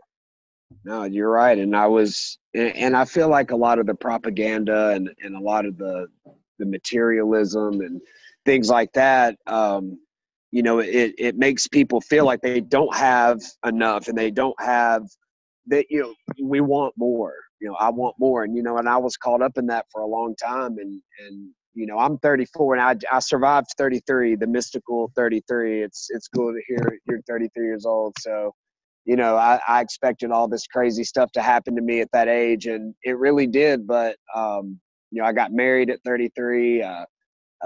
I won't go into it, but it was a good age. And the reason that all those good things started happening to me is because, you know, I changed my just the frame of mind that I used to have. And I'll be honest with you, the way that I grew up, you know, the music that I listened to, that's a big one. The Mark Devlin episodes, man, I suggest everybody listen to those. That's huge. You know, the music that people listen to and the frequencies and cymatics and all that type of stuff. I think that's the real deal, because when I quit listening to certain types of music, a lot of things changed. My attitude changed. You know, I was a violent youngin', you know, always fighting, negative, things like that. And hey, I just changed things around me and took some suggestions, and, you know, things got better. So, you know, that's another hope shot right there. Sometimes you got to change the people, places, and things that are around you, especially people, if they're draining your energy, the energy vampires, the music that's just talking about violence and drugs and you know, and not just smoking a little weed, you know, like you see all these people ODing left and right. We're in an opiate epidemic. I have some. There's rapping about pharmaceuticals now. Yeah. Oh yeah. I'm all over the place. I don't. Xanax. Like, yeah. 14. It's all connected. Tattoos on your face. Shut the fuck up. Yeah, no, you're right. You know, and I work with some younger guys, and they'll, you know, talk about it and stuff. And I have this ability that I used to not have, to step outside of conversations and step outside of things and just kind of look inward and see where these people's lives are and what they talk about and the direction they're heading. And, you know, you can't change anybody, and I'm not gonna step in and try to lecture anybody about, you know, what, you know, everybody's got to learn their own experience. But you know, it's just interesting to see things the way I do today compared to the way that I used to see things. And you know, it's cool, you know, to see it. But yeah, the pharmaceutical industry and I don't know, the vaccine thing, it's such a crazy deal. And I just feel like today I live in Tennessee, and Tennessee is experiencing we're one of the states experiencing a high level of the opioid epidemic. And I've had some close friends of mine they're gone now. They're no longer with us. One of my best friends is in prison. This was all over dope, hard stuff. And the doctors are just throwing people on it and then taking them right off of it. And I mean, it's one of the things that's producing the negative waves. It's stuff like that's just, it's just evil. And I know some people might need stuff to a degree, but nobody I knew really needed it. So I know, man. I knew a guy who I wasn't particularly close to him, but he was a cool dude. We were definitely cool with each other. And he, in my small town, he died in the bathroom to the Arnold Park, like the local, little stupid park in the shitty public restroom. Like he died there because he had gotten, it was obviously an overdose. And from what I understand, the only reason he was involved with that kind of stuff was a doctor. Yep. Like, God damn it, Yeah. Yeah. No, the woman that I married, she was on, this is before we met, she was on antidepressants. She actually had thyroid cancer. And after all of that, they put her on pain medicine. They had her on pain medicine. They had her on benzos. They had her on antidepressants. Then it got so crazy, she just started drinking with it, and it almost killed her. And, thank God that, she got off all of that stuff, and the quality of her life today is 1,000 times better. So, you got to be careful with these doctors. And I forget the name of the book, but it talks about the long-term effects of benzos and Xanax and the antidepressants. And you end up being worse off than you were when you started them. Yeah. So, what's the answer? And I think a lot of it is, and hey, I'm not a doctor, but I think a lot of it is, changing your personal lifestyle. Just diet, exercise, get outside, change the quality of your friends if you need to, the quality of your living. And I know everybody can't just pick up and go, but, like you said, if you start thinking of something specific and work hard towards that, I mean, 9 out of 10 times, I believe you're going to get it. I did. I know other people that did. So my personal experience is that. And, once again, that's why I keep hope. I have kids, and I want to be a good example for them. And, hey, they're in public school. One of them's in private school. One of them's in public school. It's a complicated situation there. But okay, just experiment there. All right. Yeah, well, it's a stepson, and nobody wants to know the details of this, but we will. What I do see though is that there's an attack on the children, going into the public schools, into the universities.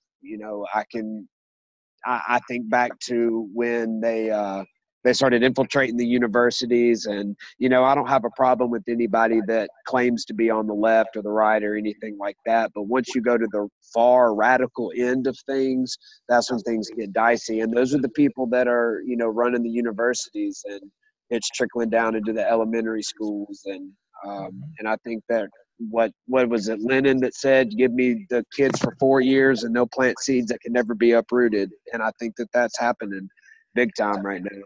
That's it's all connected, I agree.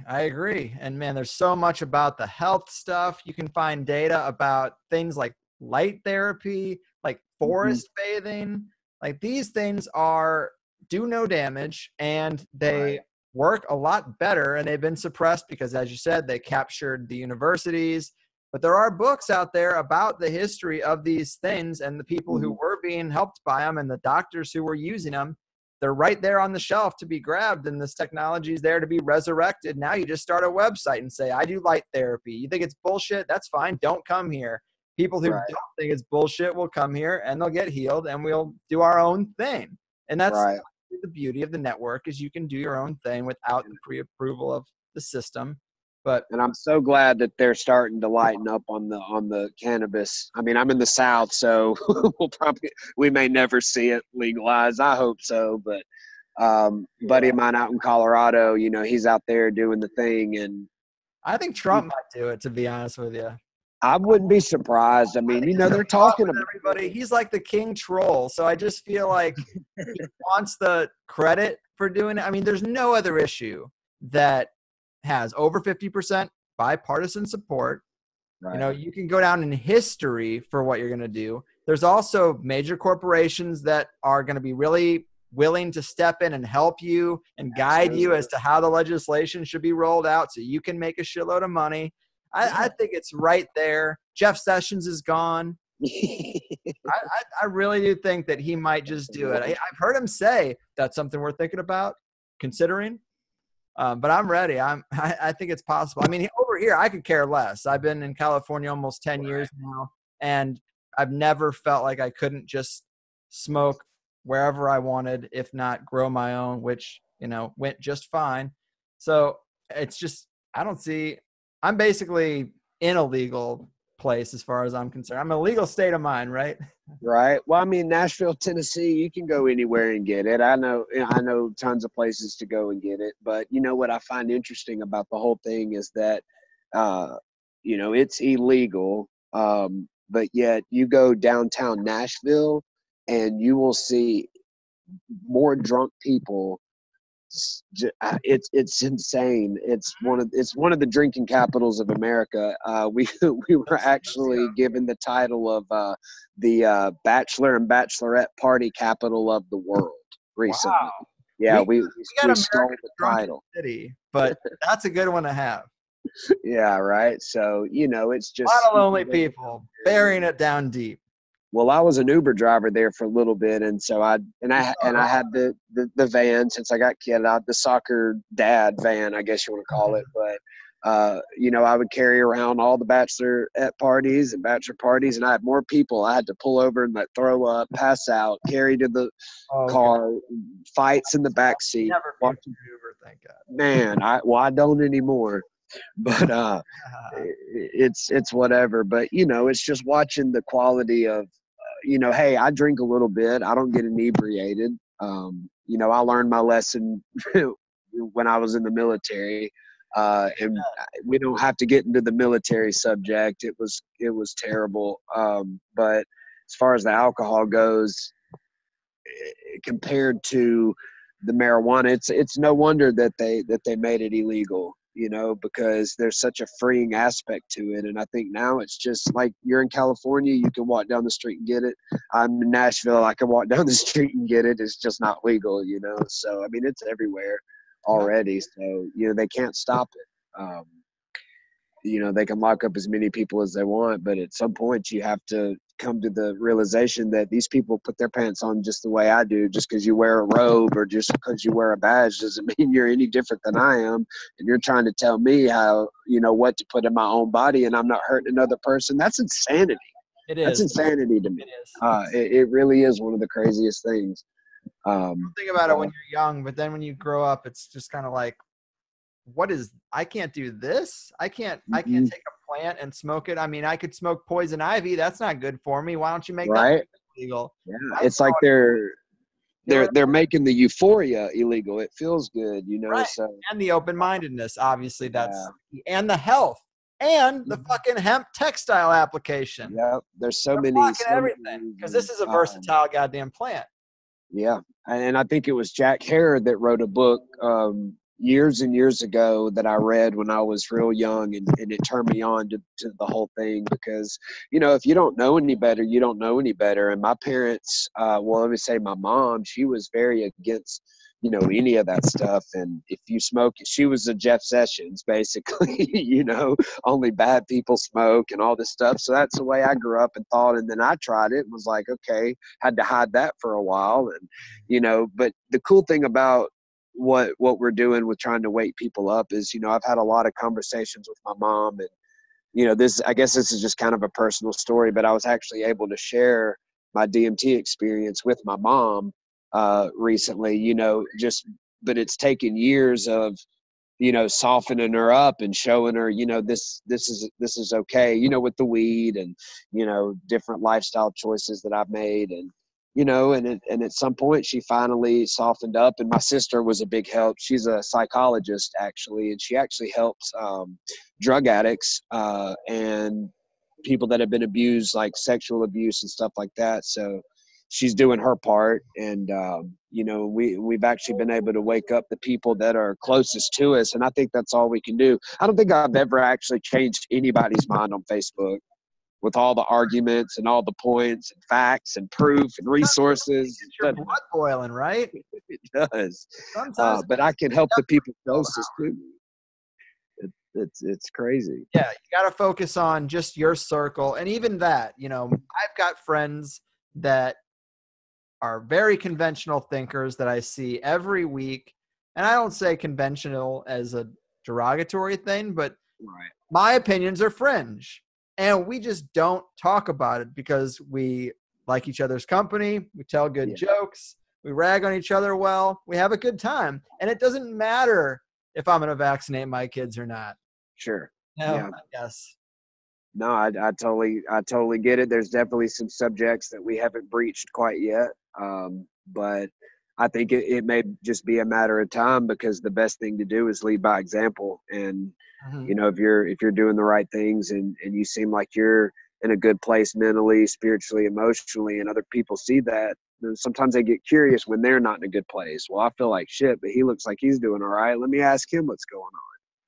Right. And so I've been able to have some conversations with people at work now, about some things, because everybody's curious. And with the flow of information being the double-edged sword, it's easier to get into those conversations because you can come at them in any direction you want, and more than likely they've heard something about it, just seeing a meme on Facebook or something. And I think what's the guy's name? Oh man, it was one of my favorites, and it just slipped my mind. Terrence McKenna. He was back in the late 80s, he was talking about the impact of memes and how he foresaw in the future that memes would be even more impactful, because he saw the fractal nature of information continually building, and the technology boom that was happening. And that's actually a really great way to send a message. I know it's simple and whatnot, but memes are actually pretty big. I own a couple of libertarian books. They're just memes to share with people. And I've actually, kind of helped some people out of my family. I come from a very split family of Republican, Democrat, and I'm so not either, so I would go to the Thanksgiving dinner or the Christmas get together and hear everybody's arguments, and then I can pose a question, hesitation, don't know how to answer it because they know I'm right, and then just go on and argue with each other, Yeah. So it's good. So I'm out here spreading the hope and trying to do something. Do it, man. Johnny Appleseed that shit. I guess so. Yeah, that's a good way to put it.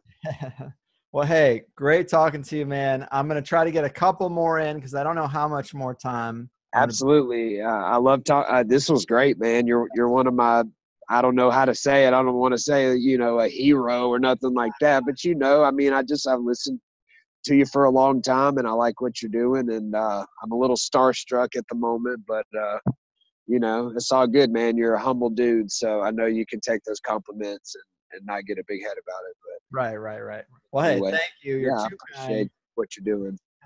It's a Southern hospitality, man. Thank you. Yes, sir. Take care. You too. Thank you. Cool, dude. Yeah. But he did kind of touch on, I was going to say kind of towards the end of what he was talking about. Like, that was my thought about trying to raise the standard of conspiracy culture. And I am not perfect. I am a huge hypocrite. Weed is great. I smoke too much weed. It's a detriment to my life for sure. I need to cut back. It is a motivation killer. My schedule is way too loose and flexible that I definitely take advantage of a bad habit, but it also got me here. So is here better than GameStop? Yeah, probably.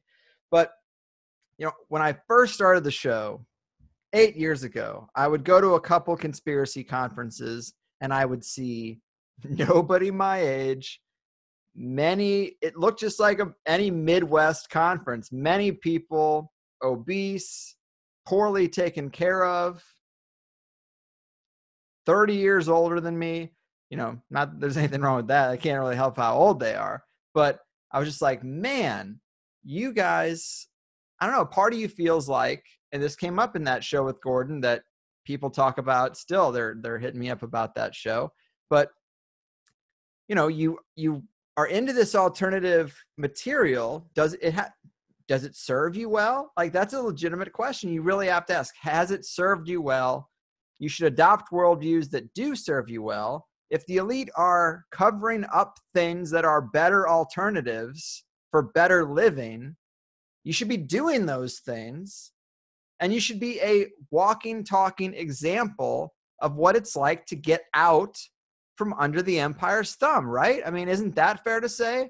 What good is it to be 450 pounds and then going to conspiracy conferences about how you're mad that there's chemtrails in the sky and like you're eating cheeseburgers and smoking cigarettes in between every speaker? Like, these are also aspects of the conspiracy. Like, you got to take better care of yourself. And I am not speaking from experience. I am a huge hypocrite. I'm talking to myself as much as anyone about what I should do, what I want to do. Like, I don't have to go to work. Why do I order food from fucking fast food restaurants? Because I'm lazy and too high. Talking to myself. But, you can give good advice and not be able to take it. I think that happens all the time. So now we know even more about the alternative health stuff. Stay away from sugar.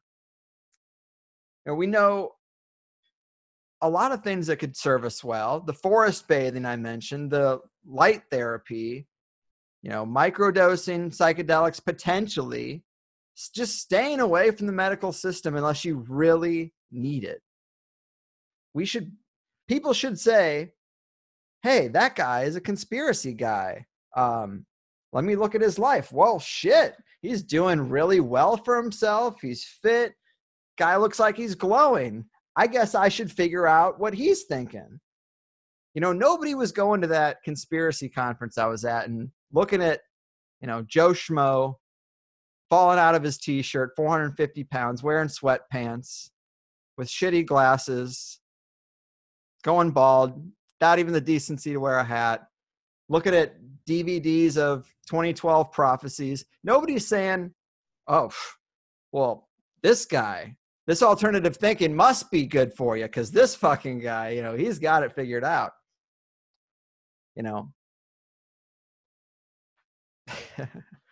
I don't know. I'm just spitballing here, but this is not about me. This is about you guys. So I'm going to call on somebody here. Well, raise those hands, guys. I see a couple of hands. I'm looking for new hands. I don't know if these hands that are, these people that I've called on before. I don't know if your hands are just still raised because that's the infrastructure we're working with. I do see, I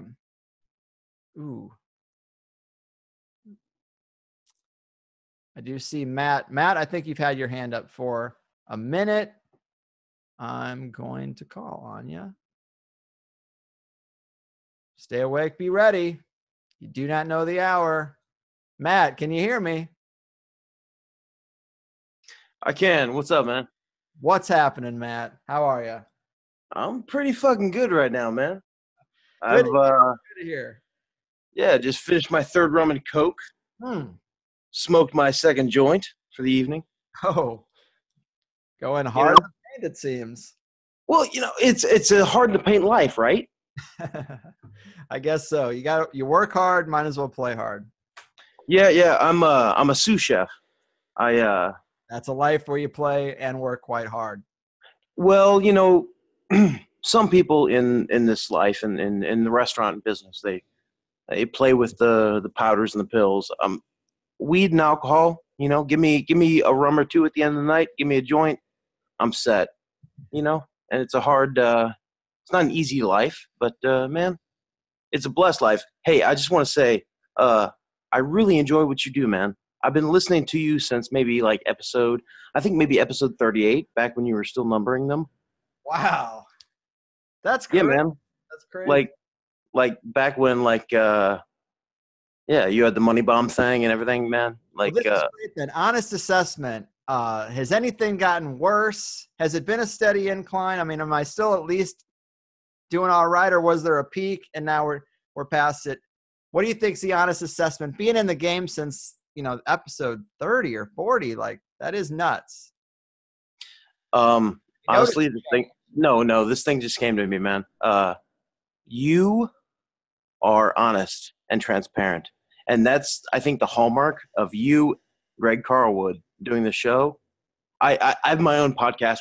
Me and my best friend, we've been doing it for about 4 or 5 years. You were an inspiration for that. And I think honesty, transparency, just you being you, man. Mhm. Like that's the hallmark of your show. Too kind. No matter the guest. What's your show called? It's called Give That Some Thought. Cool. It's throw it out there for people. Oh, appreciate that, man. I appreciate that. It's me and my heterosexual life partner, Addison.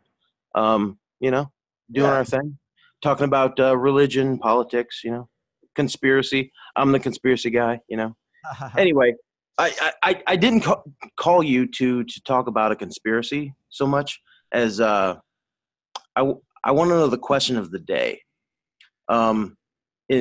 In my kitchen where I work, we usually ask the question of the day, and today's question was, what is the best Christmas movie ever?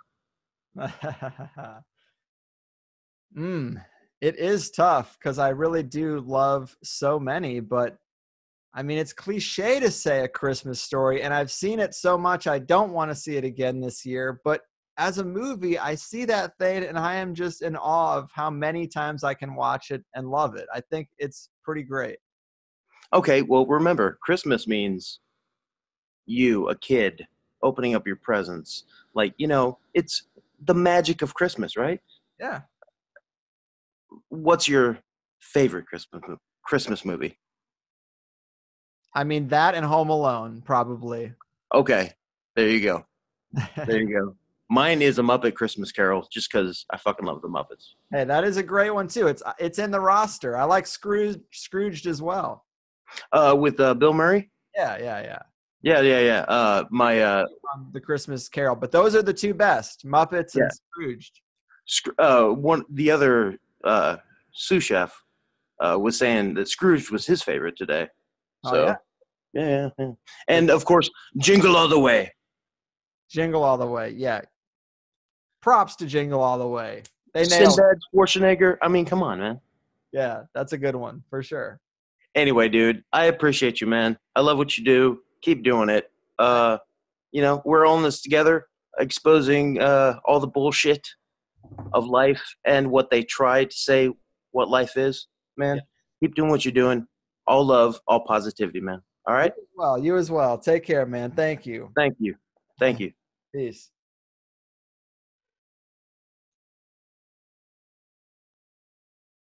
Solid, dude.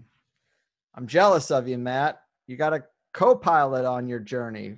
4 or 5 years, and your buddy is still getting on fucking Skype and talking to you? That's great.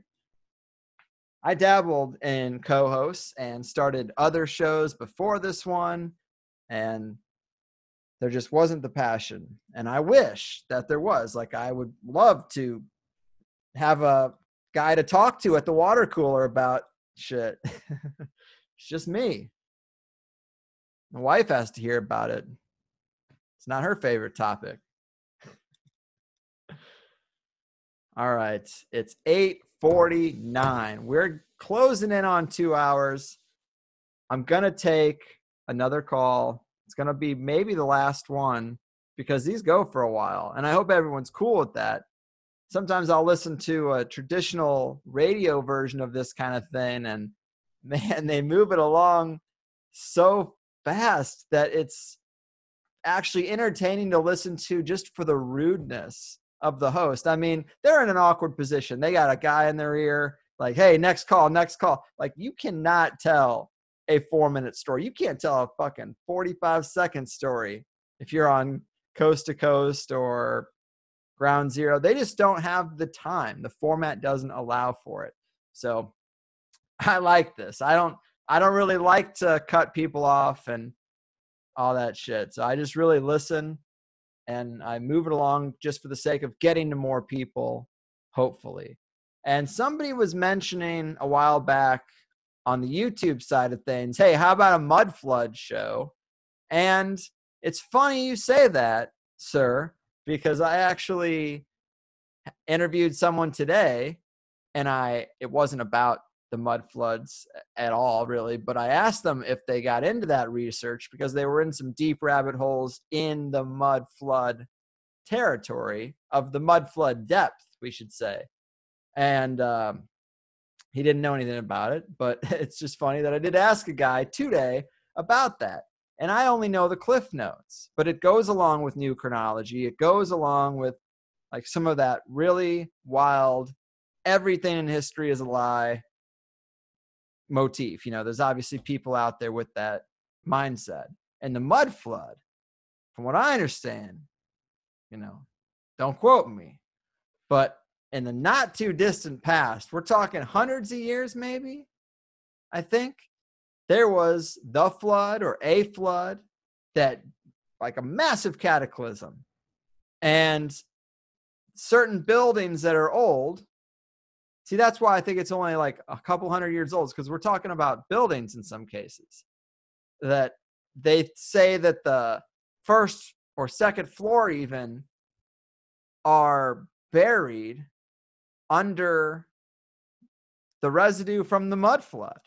And then, I mean, I don't know if mud fossils are connected, but that's an out there one too. And I think that these things are somewhat biblical.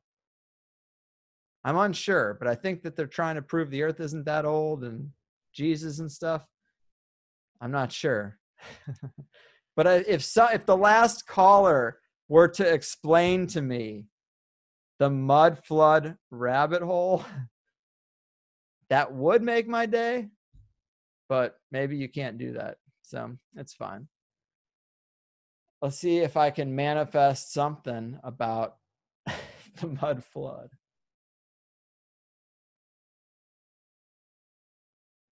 Someone says that sounds stupid as fuck. Yeah, probably does. But if I do a show about conspiracy culture and it's a popular topic that is getting all the kids excited, then I should cover it. I should look at it, talk to somebody. I talked to Jordan Sather about Q. All right, let's see. Jacob Walrus. Is this a new hand? I'm not sure.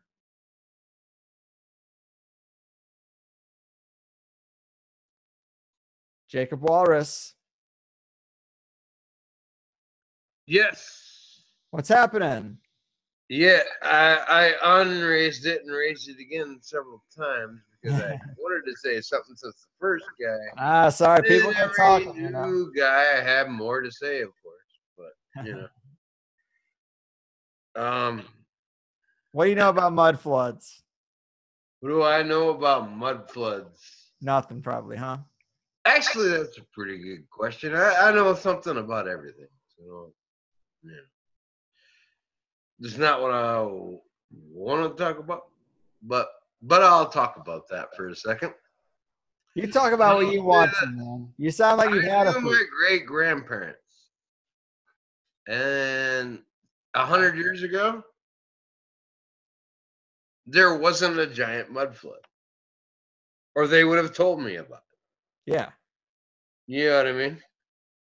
Yeah. And 100 years before that. What about 700 years ago? 700 years ago, there might have been. 700 years ago, my family was not in West Texas or East Texas or in Tennessee. Well, Maybe they were. Maybe they were. That's actually debatable, but you know what I mean? I know exactly what you mean. Officially, they weren't. Right. Right. Well, But Jacob, what did you want to call about? What did you have? What's at the forefront of your mind? Screw the mud floods thing. fuck mud floods. Fuck them. Who cares? What's up? What's your premier point? What do It's not you? my penis, and I'm going to tell you that first right off. A lot of people have been telling me about their dicks. I've been telling you about your penis ever since you did the circumcision. I get it. I mean, I don't mind. I guess I don't mind necessarily, but it is just an interesting aspect of my life that I didn't think about necessarily when I signed up to do. It's a thing that happened to me when I was born, and I haven't thought about it much since. Right. I feel the same way about it, but when I watched the documentary, which is now on Netflix, congrats to him, man. To get that thing on Netflix, woo. This is cool. It's cool because, like, You should watch it. they would catch me by surprise if I had a son and it was like, should I circumcise him or not? And I'd be like, No. Why? Why? You got to have a pretty. no. There's a very. Well, that's the thing. I don't know. And so if I don't know, I'm going to say I don't know. Err on the side of not asking, cutting half but I his have to dick make off. the decision. Err on the side of Son, leaving the. And of deep- course, the mom's going to be like, what do you think? You know what I mean? But I don't know. Well, I definitely think that because of the culture, there's a lot of chicks who think it looks weird or they don't love it. And it's like, well, we're all going to get over it because this is the way it is. It ain't, Right. maybe you don't think it's pretty, but you know. But We're my not- wife is in Bulgaria. Your wife is what? Whole different culture, and I'm gonna be going back out there very soon. So it's totally different. Yeah. And I just think that there's no culture. It can't be a part of a culture. It just doesn't make sense. Leave babies alone. Let them function. If they turn 18 and want to become I'm sorry, don't cut off a child's dick. basic rule. That's a basic rule. Yeah. Teacher, leave those dicks alone. Teacher, leave those dicks alone. Like, you know what I mean? Like, apparently it wasn't that traumatic of it. See, I told you we weren't gonna talk about dicks, and what are we doing? We're talking about our every dicks. conversation. Yeah. Long into the Because I night, said that's have not some what I wanted drink. to talk about. As a matter of fact, everybody that had anything to say, I wanted to talk about that and not penises. And this is what we're talking about. So, I'll let give me you get one back. more topic to broach, and then I got to move on because we're getting so close to 9 o'clock. All right. See, I wanted to go back to the first guest who was talking about Manly P. Hall. And I wanted to connect it to Saint Germain without penises involved, right? Please. Yeah. So I actually studied magic under a guy who lives in Southern California. Okay. Interestingly enough, because I lived there at the time. And he studied some things directly under Manly P. Hall, like knew Manly P. Hall, and the guy taught him some things, right? Yeah. So at first when they were talking about it, I'm like, well, no, that's just I'm sorry, that's the guy's name, you know what I mean? Sure, it might have those crazy connections, but you know what I mean? Like, people's names might have crazy connections that don't really have anything to do with some crazy, you know what I mean? Mm-hmm. He was not a Mason when he did that. When he wrote at 27, The Secret Teachings of All Ages. Right. And that was not an exhaustive encyclopedia. It's This pretty is the thick. real secret teachings of all ages. It's a thick ass book, man. Thick It's a thick ass book. I know, and I've read it cover to cover a million times. I know it backwards and forwards.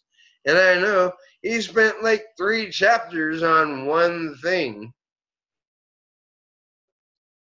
that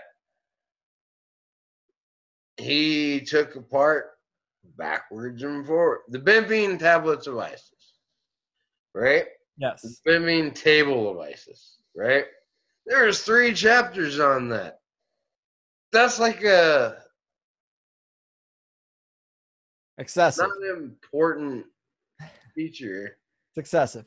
Hey, I'm looking at the chat, and I think this came from you. Did you say you smoked a joint with me at a conference? Yes. What conference? It was Paranoia Fest Oh, shit. You were at a 20. Wow, it was a while back. Was Lyndon Honor was there. The host was the Smoking Man. Yeah, the guy from the X-Files. Yeah, the guy from the X-Files. The guy who played the Smoking Man. Yeah. Yeah. And they had the Mothman guy there. Andy Coben. Yeah, Andy Coben, exactly. And we had he's one of my favorites. And I think you actually recorded because of that this one with Adam Gorightly. Yeah. Yeah, I like Adam too. Adam doesn't seem I've been a Discordian forever. You know what I mean? I mean, he introduced me to a lot of cool shit, and the fact that he has pictures on the couch with Robert Anton Wilson is just insane to me. Like, he's met him, he's talked to him and hung out with him. I think that is so fucking cool. And he doesn't like with me because I covered Pizzagate. And so that is what he has a problem with you because you recover. Well, then I guess I have a problem with him. He can go fuck himself. Awesome. Well, hey, man. But I'm gonna let you go. I'm gonna try to get one more in before this ends. All right, bub. I just wanted to remind you that I'm the one that's doing a decentralized platform for all of us. And what kind of decentralized platform? What's it called? Easy Life. Easy Social is the first one, but it's going to be a system. Why do we need Easy it? Life. 2 months ago, I did mention it, and you're one of the first places I mentioned it, actually. Right on. Yeah. Well, that's cool. We can talk about it later because there's a lot of things we should talk about. But all right, man. I'll let you go. All right. We'll talk. Peace. Jacob Walrus. Sleep it off, buddy. I'm just fucking with you, but man. All right, I'm going to try to get one more in. We're going over 2 hours. There's still 300 people here hanging out with me. It's a beautiful thing. I would love to talk about the mud floods. I really don't care that much, but I do kind of want it explained to me just what the concept is. I think I've got it close. I think it's just an element of, there was a cataclysm much more recent than the history books say, and it's been hidden. And there's entire nations that fell as a result, and that's also hidden. I know they have a few names they throw in to the mud flood vocabulary. Some people think this is funny. I don't know if that was funny or maybe I'm drunker than I think. But yeah, somebody mentioned Sylvia Ivanoa, which she has been awesome. One of my favorite previous guests. She's on to some wild stuff. I've seen some stuff on her channel since the last time she was on that is really wild. Some of the weirdest stuff maybe ever. In particular, she pulls up old armor, this armor that the knights were supposed to wear, medieval armor. And you see some of the masks and some of the actual suits of armor. And she goes into like, how could a human being wear this? You know, look where the eye slots are. Look where this is. You know, look at how thin the arm holes are. Is this a human that wore this? And that's far out. You got to watch her videos to really get the full scope of what she's talking about there. But I've never heard anyone bring that kind of thing up. And so check it out. New Earth is the YouTube channel. All right. One more person. Who's it gonna be? I want a hand I haven't called on. I think this is a new one, but the name sounds familiar. Andrew. Hey, Greg, can you hear me? Hey, what's happening, man? Hey, awesome. Great to talk with you. Great to talk with you. How are you? I'm doing great. Loving the show. Big fan.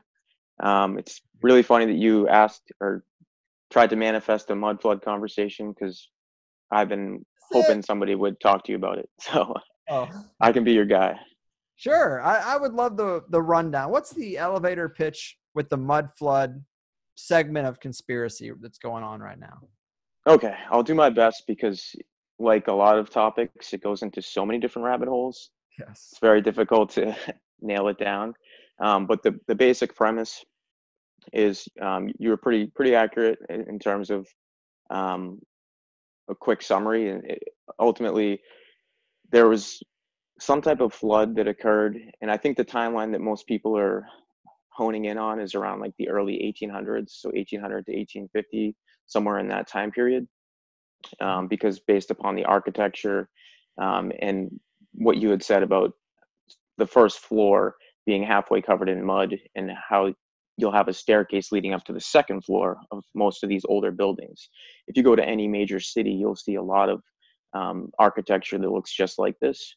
And I'm from Massachusetts in Boston. We see a lot of older buildings that, you know, why would you have a half of the window like covered by some of the ground? Like obviously some buildings do have basement style windows, but you can tell that like certain buildings have the first level bricked off, for example, or like it's built into a sloping hill, and it just seems like it would be really difficult to build something like that. And it clearly looks like the hill kind of came after the buildings were constructed there. But where this kind of branches off into different directions is there's a whole topic around Tartaria. Have you heard of that? Yes, civilization. there were nations involved, and that is the name of the one that they say has been wiped off from Russia, I believe, right? Yeah, well, it spans across North America. It's really like the Roman civilization. It's another way. It's basically saying that the idea of Rome is kind of a hoax or false, and a lot of this architecture that we see all across the world, with that Greco-Roman like style, and a lot of other similarities with the domes and the crazy steeples and all the cathedrals. So one of the terminology that they use is antiquitech, or antiquity technology, or technasmia is another word that's being used, and it's basically different technology that's tied into the actual architecture, like sacred geometry and different ways of harnessing potentially energy from the ether, say like electromagnetic energy. So it really branches off in a lot of directions. One YouTube channel that I would recommend, if you don't mind, could I plug a few of the popular channels? Please. Okay, so one of them is it's Martin Leedke, and he's a Welsh gentleman. His channel, he's a flat Earth guy. So if that triggers everybody, like I'm sorry, but his information is really interesting, and his perspective is very interesting too. So I think everybody should take it with an open mind. But his channel is called Flat Earth British. I recommend people look into that. He's done amazing summaries. He's going into a lot of older books, like different atlases with some really intriguing, compelling illustrations, and a lot of interesting actual text that he's breaking down and trying to decipher. Another channel, Conspiracy R Us, has some great videos and very sensible style. John Levi, Jonlevi. Those are a couple of good ones to check out. You know, some of the other directions that it goes into would be the sound and energy frequencies, like the resonance. Are you familiar with star forts, Greg? Have you seen like any of the old star forts that are kind of all over the world? Star forts. No, I don't think Star forts. So uh, they're basically like, they look like medieval structures, and they're built in very similar patterns. They're geometric patterns, almost like, you know, stars, obviously, but some of them get really complex in terms of multiple angles and stuff. But they're built in such a way where the official story is that they're for defense, like it's some type of a fortress. Okay, But when you actually, yeah, when you actually look at it, it doesn't make any sense. Like there's no real rhyme or reason behind how they built some of these things. It wouldn't make logical sense from a defensive standpoint. So obviously it serves some other purpose, and they're built out in like different patterns, and they all interconnect. And you know, maybe they're tied into ley lines, maybe it's somehow an energy grid or some type of, you know, they're built in such a way as to deflect certain resonance. Because a lot of people theorize that what caused the mud flood potentially was a misuse of some of this technology, right? So, and this technology is embedded into the symbolism throughout, you know, esoteric writings and stuff. It really just ties into everything. It's just one of those puzzle pieces that really does connect so many different areas. so you're a mud flutter. Would you call yourself a mud flutter? Well, I'm super intrigued by the information. I think there's a lot there, but I'm not one to put myself in a camp or anything like that. Me either. I'm just fucking around. Yeah, I wouldn't ever self-identify as a mud flutter or anything really, but that's cool. Yeah. That's interesting. What would you say is the most convincing point?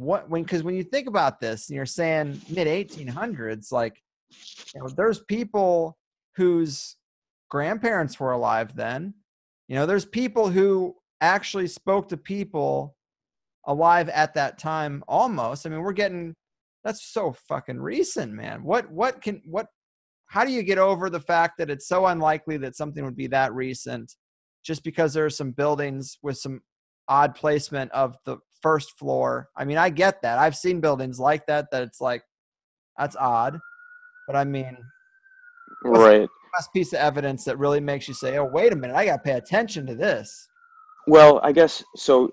I'm a fan of John LeBon as well. I really enjoyed the show you did with him, and I was actually a fan before you brought him on. So it's kind of cool, like, because he's kind of more of a under the radar YouTube personality. I would say he's not super well known, but I really like the show, and I think part of his train of thought is, you know, if you trace back original, you know, primary source documents and stuff, you really can't get much further back than that time period, anyways. So if you're just relying on word of mouth and stuff, like, to me, it's, you know, family history and whatnot. Like, I don't have a lot of personal examples that I can rely upon. So I guess that would be my sort of my response. Like, I'm just as confused as you, and I'm still looking for answers myself. Okay. Yeah, I mean, that's the thing. We're talking about something that kind of can't be proven. It's interesting.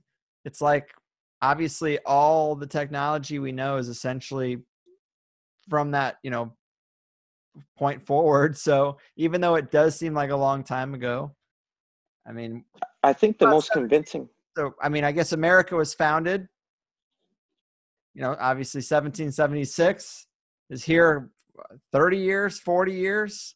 And then there was this mud flood because it was a misuse of technology. Maybe they did it in the East Coast somewhere and they fucked it up. So here's some compelling evidence. Just that, in the way you described that, totally brought it back to my memory. And that's a lot of these cities, it's like they were inherited. Like there were already these amazing buildings and structures in place. Like if you look at even cities like Salt Lake City, Utah, you know, supposedly it was founded in like the early 1800s or something. And you look at these amazing buildings that are built in that, you know, Roman architecture with the domes and just the awe-inspiring architecture that nobody even builds in that manner today. And supposedly, like, the Western frontier people were building this. You know, a lot of that stuff doesn't match up at all, and it goes really deep into the architecture. You know, if you really start looking around at the same types of buildings, and they're magnificent buildings all around the world. It really doesn't fit into the the common historical storyline or narrative. But I would say, like St. Petersburg or Moscow, like if you look at some of the buildings and just a lot of people speculate that some of these massive, like the giant thing, what do they call them? Like the obelisks and stuff. They're just so huge. Nobody really understands how they could even be created. A lot of people now speculate that they were originally wood and it petrified into the stone. That's part of the flood theory too. Right? And we're getting into mud fossils. Well, mud fossils, I think it's a little bit different. I mean, that's talking, I guess petrification of wood, but it's also, it's another rabbit hole with the giant everything. Giant everything. Yes, they think the devil's backbone, like the thing in the desert in Arizona, I believe, is a vertebrae of a real giant. That these boulders that are out there are like the bones of giants. I mean, that's a real thing out there, but we got to leave it. We got to leave it with that, with the mud fossils. But hey, I do appreciate the call, and you are quite knowledgeable about mud floods. I don't rule it out necessarily. I love the idea that the royal families of Europe kind of swarmed in, took over, and then forced a backcasted history that showed that they were in charge longer than they were. Maybe this is where Anatoly Fomenko finds his 1,000 missing years, because if you take over, I mean, even if we visit people, indigenous cultures, what's one of the first things we do? We set up a school. We want to get in those minds, and we want to drill in our philosophy and our way and remove what was there before. And I like the idea that the royal families might even be reptilian and took Europe over. They were all related. And we have this, these different bloodlines that they're so worried about, that there might be something non-human to that. It might go back to Egypt, but then maybe Egypt's not real. If you're a John the Bond fan, it's all like, if you believe X, then you take it here, then you go to Y, and you can whatever it is. I can look at it on multiple levels. I enjoy this kind of stuff, but at some point I'm like 1800s takeover. Well, when you were talking about Dr. Seuss earlier, that was very interesting to me, because it almost shows you how deep the programming could potentially go. And if we're living in such a constructed reality, like a couple hundred years, they could program each generation more and more effectively. So I think they could get a lot done in that time range. Fair point. It's a fair point. Well, man, Andrew, thank you for ending me on a mud flood thing. The manifestation power is working tonight. Well, thanks for having me on, Greg. Big fan. Really appreciate it. And if you could bring on Martin Leakey, dude, that would be awesome for mud floods. And then for the mud fossils, highly recommend J Dreamers. That's with a Z. You got to check out his channel. That dude's awesome. You guys would really, really click. But anyways, man, really appreciate it. And keep doing what you're doing. We all appreciate it out there. Thank you. Take care. Bye. Bye. Awesome. So I do sometimes struggle with what I want to be as a show host. I mean, some people have been listening for years, and so sometimes I think, can I do a really, really out there episode? Yeah, because I've been doing out there episodes all along. I think it's of some of the stuff we've done, and I'm like, wow, people stuck with me through that show. Wow. Okay. All right. So obviously, I mean, I try to just do things I'm interested in. If I was a listener, would I be turned off by this, or would I just be like, that was a fucking wild one? Like, I want the majority of the time to feel like I'm learning something, or I'm getting better arguments for outside of the box positions, hearing from experts that I can actually cite and not be embarrassed about. Like, I want that most of the time. I also want a paranormal show where we just hear about encounters, strange fucking situations. I want that sometimes. I don't know what to do with it. And And then occasionally I want to go like, what is the most out there thing? And then what are the best arguments for that? I think we did some of the best flat earth, the most fair flat earth shows with the best guests. And, you know, maybe it still haunts me a little bit. Maybe they were too good. But I'm like, you know, there are some interesting points here. I don't want to be that guy. If anyone who's talked about flat earth, you know this guy who says, well, why don't they all just sail off the edge? It's like, well, look, asshole, you obviously don't know about the position of flat earthers because there's a freaking ice wall. That's why. You know, whether there is or isn't really the point. It's about like, what do these people actually think? Before you say it's bullshit, like maybe explore it. And we don't have time to explore everything in the world, but I guess I'd put that on my list to explore. And Eric Dubay and Jeranism, I thought they made the best arguments for something a lot of people believe. And ultimately, I do think it brings us together because I don't think the earth is flat. But when I listen to very compelling people make their arguments and they've been convinced, and I don't think that they're dumb, I'm like, okay. And honestly, I've said this on the show before too, but I'm not going to let the flat earth divide me from people because we agree with 95% of the conspiracy stuff that I agree with because you're on the flat earth level. So you think everything's a lie. I can get along with you easier than I can get along with fucking Joe the plumber. So whatever. It's fine. It is a big, giant difference to ignore.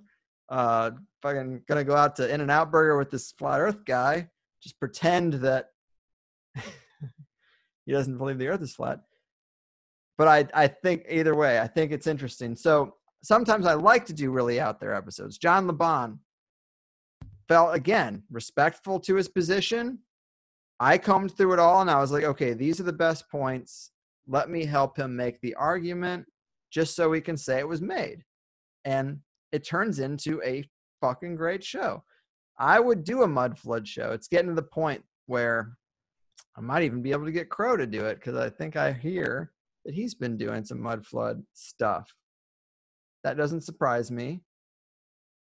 It'd be nice to talk to Crow again.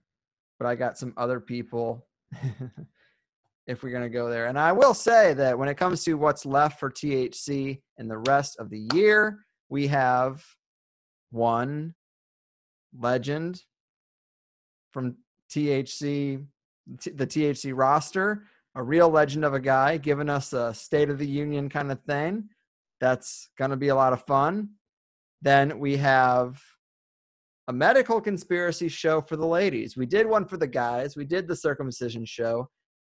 I honestly didn't plan to balance it out. And then I'm sitting there getting ready and I'm like, oh my God, this kind of balances it out. This is a conspiracy show for the ladies. We're going to do that. So we're going to hit the, I'll just leave it at that. I like to tell you what's happening, but not really give you the keys to the castle. It's fun to have the surprise, I think. But then our other show, the reason I brought this up is because our other show is one of those crazy out there shows. I think that there's a lot of good food for thought in it. I do. And it's a very unique position. And I'm only being coy because I just don't want to necessarily give it all away. But some people did ask me, hey, can we have a crazy show for old time's sake? I feel like maybe they think I've been getting too many academics on. And we went for it. We're going to fulfill that by the end of the year. So regardless, guys, thanks for listening. There's so many people who have stuck with it over almost 2.5 hours now, the longest one so far. Over 300 people tuning in live, which is kind of crazy because live stuff, you never even get a fraction of your audience, especially if they're not trained. I hate to use a word like that, but you watch a show and it's like, this is how the show is. It's 5 shows a month, blah, blah, blah. It's never live. And then all of a sudden, no, what's this live thing he's doing? You know, it's like out of the box. You know, I watch a lot of podcasts. I want them to do the same thing, what I'm used to, whatever it is. So this is one of those things people are still trying to get used to. But thank you, everyone. Of course, there are always going to be things you can watch live for free. They are archived for Plus members. Become a Plus member if you like the show. Obviously, the first hour is good, but the second hour gets so much deeper every time. You know, don't do it for me. I'm totally fine. You don't hear a lot of people say that. You don't hear a lot of people there. It's a lot of begging for money, a lot of like, you know, obviously I couldn't do it without support, but you know, get the Plus show because you like the Plus show. Get the show because you think it's worth it. Like, I hope to think that sometimes, obviously there's a wide net, but we cover some things. It's like there are pieces of information that I've heard that I'm like, that is worth some money because that could change my life if I applied it. You know, some of those health shows and stuff. And I'm nudging myself that way, but you know, I'm my own worst enemy. Regardless, guys, again, thank you. I'm going to let you go. Cheers.